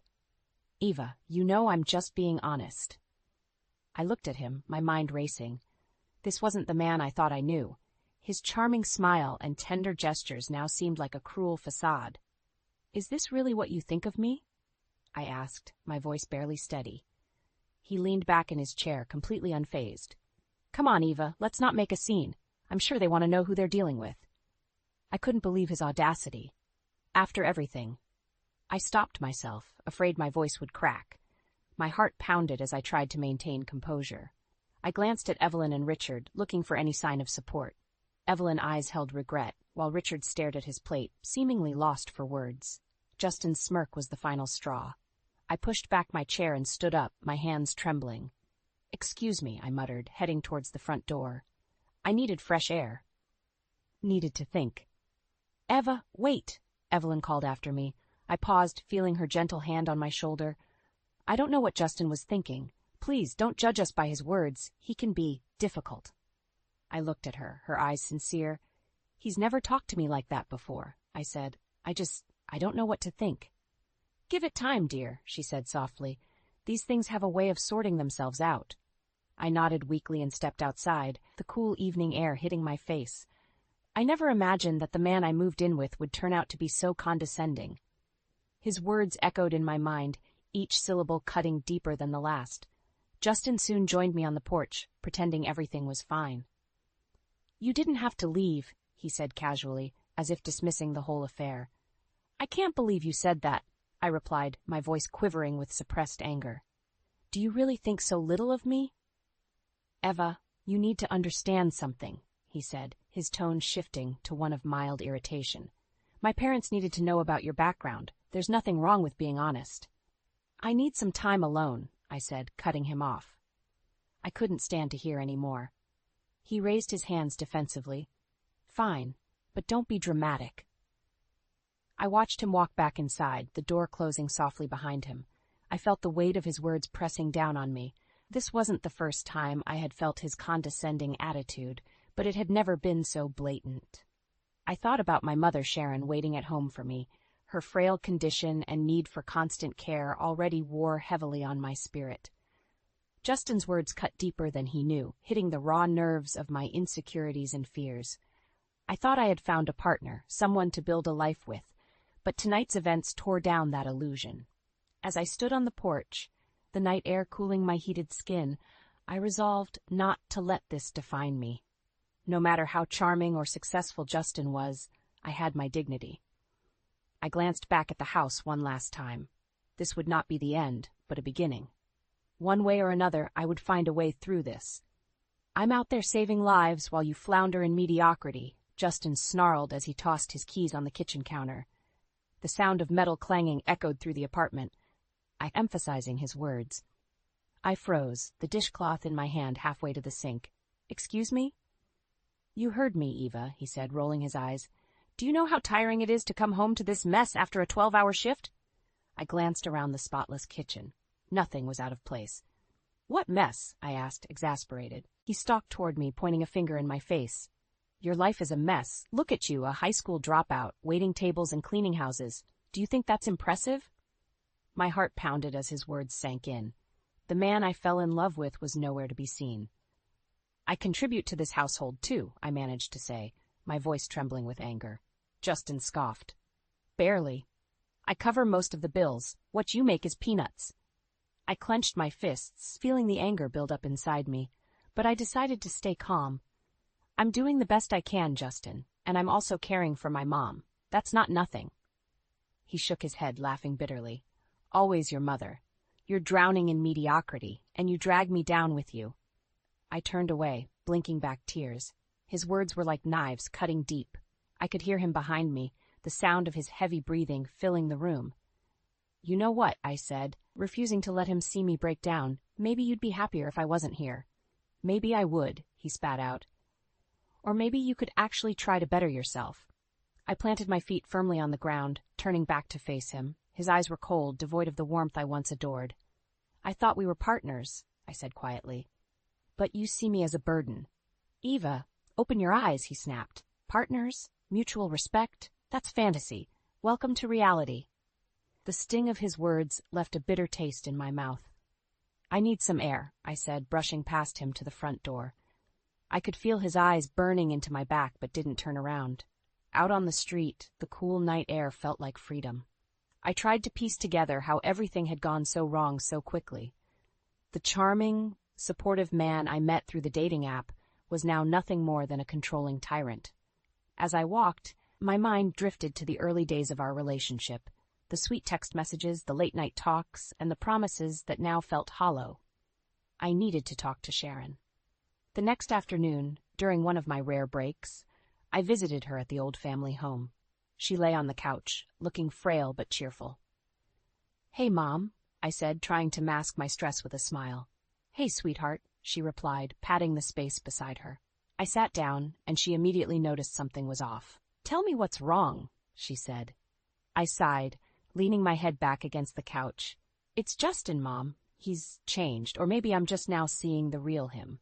She frowned, her eyes filled with concern. "What happened?" "The way he talks to me," I began, pausing to find the right words without breaking down. "He treats me like I'm less than him, like I'm nothing." She reached out and squeezed my hand. "You're not nothing, Eva. You are strong, stronger than you know." Her words brought tears to my eyes, but I blinked them away. Thanks, Mom. I needed that. We sat there in shared silence, her hand in mine. In that moment, I realized that whatever the future held, I had to be strong, for myself and for her. I would not let Justin's cruelty destroy my spirit. "Stop being so useless and get this house in order," Justin barked as he slammed the door behind him. The force of it sent a shiver through the apartment, like an earthquake had struck. Exhaustion turned into raw, seething anger inside me. I gripped the broom tighter, forcing myself not to snap. "I've been cleaning all day, and I still have to go take care of Mom," I said, keeping my voice calm as possible. He rolled his eyes. "Always an excuse with you, Eva. You think this is hard? Try doing what I do for even a day." "I'm doing my best," I replied, my voice shaking. "Maybe if you could help once in a while." "Help?" Justin cut me off, laughing bitterly. "I'm a surgeon. My time is worth 10 times what yours is. You should be grateful I even talked to you." My fists clenched so tightly around the broom that my knuckles turned white. I turned my back to him, unwilling to give him the satisfaction of seeing me break. Taking a deep breath, I began sweeping furiously, each stroke a silent rebellion. "You know, my colleagues laugh at me," he sneered. "They can't believe I'm stuck with someone like you." His words stung like 1,000 paper cuts. "Then why don't you just leave?" I muttered under my breath, but loud enough for him to hear. He stormed over, yanking the broom from my hands and tossing it aside. "Because, Eva, you need me. You need my money, my status. Without me, you're nothing." I looked up at him, my defiance bubbling to the surface. "I don't need you, Justin. I won't be treated like garbage just because you have a fancy title." He stepped closer, invading my space, his eyes narrowing. "Without me, you'd be on the streets. Remember that next time you think about mouthing off." The ringing of my phone interrupted the tension. I grabbed it from the counter and saw my mother's number. Relief washed over me, an escape from this prison, albeit temporary. "I have to go," I said, brushing past Justin. "My mom needs me." "Just get out," he hissed, waving me off. Barely worth my time. I walked out the door, his words echoing behind me like a dark cloud. The drive to my mother's was a blur, my mind racing with thoughts of escape. How had things turned so sour so quickly? When I arrived at my mother's house, Sharon was struggling to reach something from the top shelf in the kitchen. "Hey, Mom," I said, rushing to help her. "You should have called me." "Thanks, sweetheart," she said, her smile warm but tinged with fatigue. I forced a smile. "I'm fine, just busy. How are you feeling today?" She sat down at the kitchen table, cradling a cup of tea. "I'm okay, but you seem upset. What happened?" I opened my mouth to speak, but the words choked in my throat. "It's just Justin," I managed to say. "He's being impossible again." Her eyes filled with worry. "Eva, you don't have to put up with that. You deserve better." "I know, Mom," I said, my voice barely a whisper. "But it's complicated. I need to figure out how to handle this." Later that night, I found myself back at the apartment, dreading the confrontation that awaited me. Justin was in bed, his back turned to me, clearly uninterested in any kind of reconciliation. I lay down beside him, staring at the ceiling. My mind was made up. I couldn't continue like this. I needed to find out who he really was. If there were secrets, I would uncover them, and then I would make him pay for every degrading word, every humiliating moment. My resolve hardened, fueling a sense of determination I didn't know I had. I would gather the evidence, plan my move, and expose the man who thought he could treat people like disposable objects. Justin was about to learn that even someone floundering in mediocrity could fight back. And win. "This isn't just him being mean. This is criminal," I whispered to myself, staring at Justin's laptop screen. The encrypted emails I had decrypted slowly revealed a web of illegal activities that made my skin crawl. I quickly photographed the damning emails with my phone, my hands shaking. I had found everything from organ trafficking deals to bribery transactions. The charming surgeon was nothing more than a dangerous criminal. The front door opened and my heart skipped a beat. I slammed the laptop shut and shoved it back into its hiding place just as Justin walked into the room. "Eva," he called out, his voice unusually cheerful. "What's for dinner?" "I ordered takeout," I said, forcing a smile, trying to hide the adrenaline coursing through me. He looked at me suspiciously. "Why are you acting so weird?" "Weird," I echoed, my voice steady. "I'm just tired, Justin. It's been a long day." He eyed me for a moment before shrugging. Whatever. Make sure you set the table. As I set the table, my mind raced. What would my next move be? But for now, I had to play it cool. I couldn't let him suspect a thing. Later that week, as Justin continued his usual night shifts, I became more meticulous in gathering evidence. I copied files, took photos of documents, and even recorded some of our conversations. The more I uncovered, the more revolted I felt. During one of our dinners, Justin dropped another bomb. "I've invited my parents over this weekend," he said casually between bites. "We'll have a little family gathering. You can show my mother how useful you can be by preparing everything." I bit back the resentful reply that bubbled up. "Sure, Justin, I'll take care of it." As the weekend approached, I prepared meticulously. But not just for the gathering. It was time to turn the tables. When his parents arrived, I greeted them warmly, my heart pounding with anticipation. Evelyn smiled and embraced me, but Richard's stern face showed he wasn't convinced by the domestic facade. The dinner conversation started light, filled with polite chit-chat.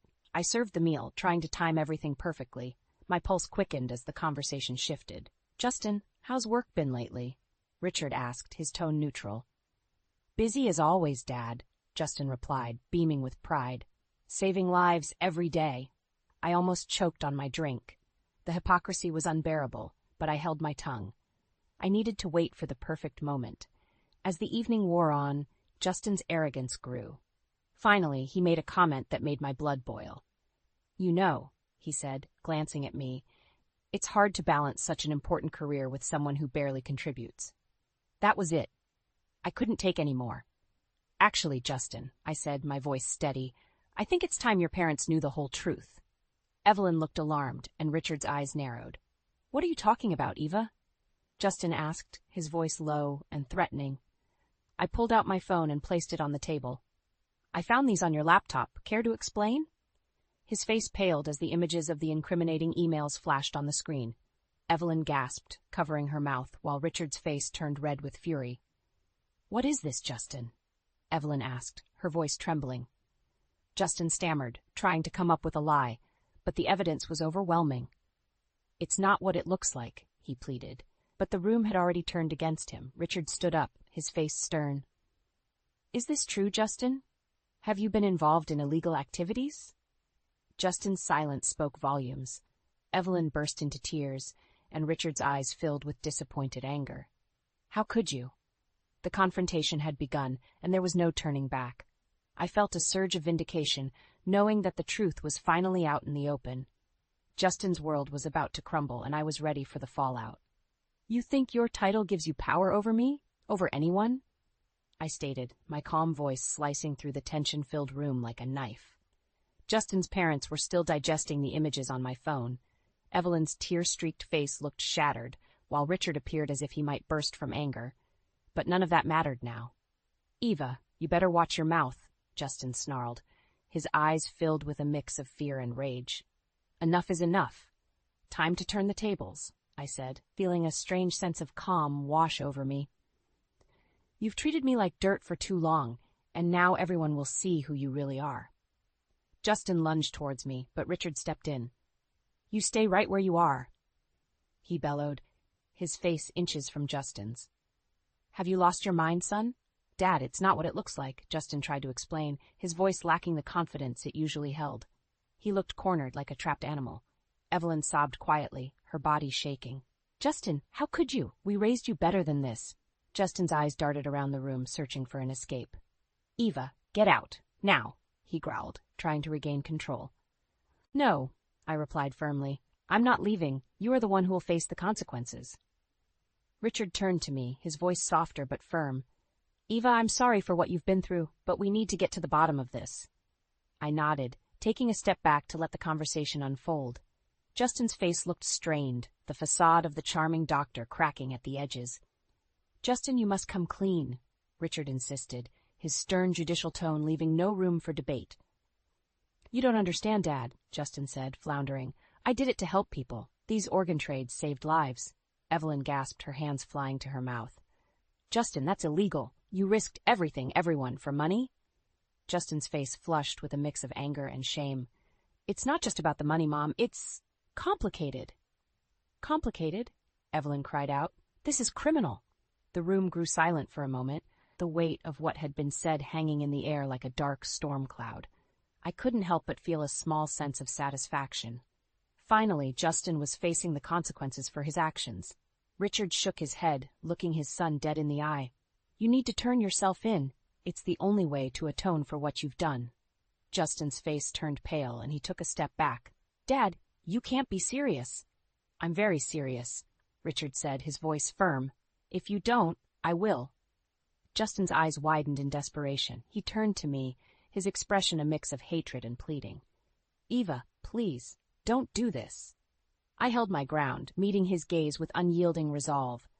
"This isn't about revenge anymore, Justin. This is about right and wrong." Evelyn stood and placed a hand on Justin's arm, tears streaming down her face. "Justin, we love you, but you must take responsibility for your actions." "Traitor," Justin's eyes screamed at me, but his lips remained pressed in a thin line. He turned towards his father, defeated. "Fine, if that's what it takes." Richard pulled out his phone and dialed quickly, each number a final nail in the coffin of Justin's charade. "I'm calling our attorney. We're going to sort this out legally." As Richard's voice echoed through the room, making arrangements, I felt a mixture of relief and dread. This was just the beginning, but at least the truth was out. I watched as Justin stared at the floor, his shoulders slumped. The man who had once controlled me was now facing the collapse of everything he held dear. For once, I felt hope for justice, for my mother, and for myself. My future was still uncertain, but one thing was clear: I would not be a victim any longer. "Is this true, Justin? Have you been trading lives for money?" Evelyn's voice trembled with disbelief as she clutched her son's arm. The dining room felt like a courtroom. Justin stood there, cornered and pale, his eyes cast downward. "Mom, he stammered, searching for words that wouldn't come. The truth finally out in the open, I thought, feeling a surge of vindication. "It's all true," I stated, my voice clear. "Justin's been involved in illegal organ trafficking and bribery. I have all the evidence." Richard hung up the phone. "The attorney is on his way. Until then, Justin, you need to start explaining yourself." Justin flinched. "Dad, it's more complicated than you think. I didn't have a choice." "Choice? You always have a choice," Richard fired back, "and you chose crime."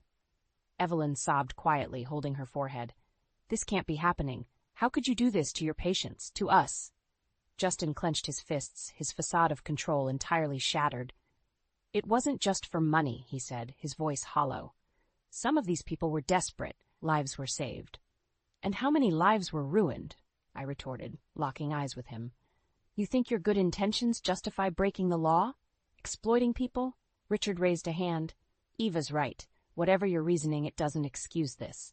Justin's gaze shifted around the room, looking for an ally, but finding none. "Dad, Mom, please, I can make this right. Just give me a chance." "No, Justin," Richard said quietly. "You must take responsibility for this. Our family name is at stake, and more importantly, you need to atone for your actions." A tense silence filled the room as Justin seemed to crumple under the weight of his father's words. It was strange seeing this once powerful man now cornered and vulnerable. The doorbell rang, breaking the silence. Richard glanced at me, nodding for confirmation. That must be the attorney. I opened the door to find not just the family attorney, but also a police officer standing beside him. Wordlessly, I stepped back to let them in. "Richard," the attorney said, shaking hands and nodding solemnly at Evelyn, "I've briefed the officer about the situation." Justin's eyes widened in panic. "Dad, you called the police?" "I had to," Richard said firmly, though his voice softened slightly. "It's the right thing to do." The officer stepped forward. "Justin Parker, you're under arrest for your involvement in illegal organ trafficking and bribery. You have the right to remain silent." Justin looked at his parents one last time, desperation in his eyes. "Please, help me." Evelyn's tears flowed freely, but she said nothing. Richard sighed deeply. "We'll get you a lawyer, Justin, but you must face the consequences." As the officer pulled out the handcuffs, Justin didn't resist. His eyes found mine, pleading silently, but I felt no pity. This was justice. "I'm done being your victim, Justin. Now, the world knows who you really are," I said quietly, feeling the weight of the last few months lift off my shoulders. As they led Justin away, Evelyn collapsed into Richard's arms, sobbing uncontrollably. He held her, his face a mix of heartbreak and resolve. "You did the right thing," Richard said, looking at me. "No one should have to live in fear or be treated like that. Thank you for your courage." I nodded, unable to form words. Justice was messy, and hearts were broken, but it was a necessary step. I had exposed the truth, and in doing so had freed myself from Justin's cruel grip. Outside, as the police car pulled away, I watched with a strange sense of peace. Justin had been powerful and ruthless, but now he was simply a man facing the consequences of his actions. And for the first time in what felt like forever, I felt free. The media frenzy hit like a hurricane the day after Justin's arrest. Reporters swarmed our apartment building, their cameras flashing as they peppered me with questions. "Eva, how long did you know? What did you uncover? How do you feel now that it's all out in the open?" "I'm done being your victim, Justin. Now the world knows who you really are," I had said, and it was now more true than ever. As I looked at the chaos around me, I couldn't help but feel a sense of justice. Justice would be served, even if it was a messy process. A police officer managed to clear a path for me. "Eva Hall, Detective Mills would like to speak with you." "Thank you," I replied, following the officer to an unmarked car parked discreetly around the corner. Detective Sarah Mills was waiting inside, her expression unreadable. She motioned for me to sit. "Eva, I need to hear everything from the beginning. What you found, how you found it, all of it." I took a seat, my heart still pounding from the chaos outside. "I found Justin's emails," I began. "He'd been encrypting messages about illegal organ trades and bribes. I took photos of everything." Detective Mills nodded. "We've reviewed the evidence you provided and begun our investigation. Thanks to you, we're already making progress on tracking down his accomplices." A sense of relief washed over me. What happens now? Now we gather more evidence and prepare the case against him. It's going to be a long process, Eva. Are you ready for that? I took a deep breath. "Yes, I'm ready. I've come this far. I won't back down now." Detective Mills smiled faintly. "Good. You've done an incredible thing, Eva. Not many people would have had the courage to do what you did." I nodded, determined. "Thank you, Detective." We spent the next few hours going over the details, piece by piece. It was exhausting, reliving each painful discovery, but I knew it was necessary. By the time we finished, the sun was setting, casting long shadows over the chaotic scene outside. Finally, outside, I glanced at the dispersing crowd of reporters, realizing it was time to reclaim my life. I walked back to our apartment, every step solidifying my resolve. That evening, I called my mom. "Hey, Mom, it's over. Justin's been arrested." Her relief was palpable. "I'm so proud of you, Eva. You've been so strong." "I couldn't have done it without you," I said, my voice breaking a little. "It's been hard, but it was worth it." "Come home, sweetheart," she replied, her voice warm. "We can start over together." "I'll be there soon, Mom." As I packed up my belongings, the emptiness of the apartment struck me. This place, once filled with promise and love, now held only bitter memories and broken dreams. I had to leave it all behind to truly move forward. The next morning, I woke up early, the sun barely peeking over the horizon. I looked around the apartment one last time before stepping out the door with my bags. Outside, the air was crisp, and the world seemed strangely quiet, without the buzz of media frenzy. I took a deep breath, feeling lighter than I had in years. "I'm done being your victim, Justin," I whispered to myself as I walked to my car. "Now, it's time to live my life." As I drove away, the city skyline faded into the distance, along with the chaos that had consumed my life for so long. There was a long road ahead, full of uncertainty and challenges, but for the first time, I felt ready to face it. I arrived at my mom's place, a sense of peace filling me as she welcomed me with open arms. I hugged her tightly, knowing that together we could rebuild our lives. This was just the beginning. Justice had been served, and now it was time to find a new path, one filled with hope, strength, and a future I could finally control. Freedom tastes a little bittersweet, but it's mine, I thought, standing in the doorway of my mother's house. A wave of calm washed over me, something I hadn't felt in what seemed like forever. "Eva, come inside," Mom called, her voice warm and comforting. "Dinner's almost ready." Walking into the kitchen, I was struck by how different this felt compared to the cold, tense atmosphere of the apartment I had shared with Justin. Here, everything smelled of home, of safety and love. "How are you holding up?" Mom asked, setting a pot of soup on the table. "Better," I said, helping her set the table. "It's strange, but I feel like I can breathe again." She smiled, wrapping me in a hug. "We'll get through this together." I felt a sudden swell of gratitude for her support. "Thanks, Mom, for everything." Over the next few weeks, life began to take on a new rhythm. I found part-time work at a local cafe, much less stressful than the multiple jobs I juggled before. It wasn't glamorous, but it paid the bills and allowed me to care for Mom. One afternoon, I received an unexpected call from Evelyn. "Eva, I wanted to apologize for everything. We had no idea what Justin was capable of." "Thank you, Evelyn," I replied, surprised by her call. "I'm just glad the truth is finally out." "We'd like to help if you'll let us," she continued. "Financially, emotionally, whatever you need." I hesitated. Accepting their help felt complicated, yet I knew it would make things easier. "I appreciate it. Let's take it one step at a time." Days turned into weeks, and I visited Justin's parents occasionally. Despite everything, they offered genuine support, wanting to right the wrongs their son had committed. Evelyn even helped care for Mom sometimes, her presence a comfort we hadn't expected. One evening, Richard showed up with a somber expression. "Eva, I wanted to tell you that we've arranged a fund for you and Sharon. It's the least we can do." Tears welled up in my eyes. This gesture overwhelmed me. "Thank you, Richard. This means more than you know." He nodded, his face reflecting the weight of his own family's crisis. "We owe it to you." Despite the challenges, a sense of justice and closure began to fill the void left by Justin's abuse. With each contribution from Evelyn and Richard, our lives became a little less burdened. It was a strange alliance forged out of mutual tragedy and need for forgiveness. One night, as I tucked Mom into bed, she grabbed my hand. "I'm so proud of you, Eva. You've done so much for us." I smiled, feeling a warmth spread through my chest. "Thanks, Mom. I just want us to be happy." The news covered Justin's court trial extensively. Watching from our living room, I saw him being sentenced. There he was, the man who had tried to tear me down, now paying for his crimes. Freedom indeed tasted bittersweet, but justice was powerful. As days turned into months, I found strength I never knew I had. My job at the cafe became more stable, providing a steady income that allowed me more time with Mom. Her health remained fragile, but our bond grew deeper every day. Evelyn and Richard's continued support transformed from financial help to genuine friendship. We had become unlikely allies in the aftermath of a shared catastrophe. One weekend, as I sat with Mom on the porch, enjoying the cool breeze, she looked at me with a smile. "What do you see for your future, Eva?"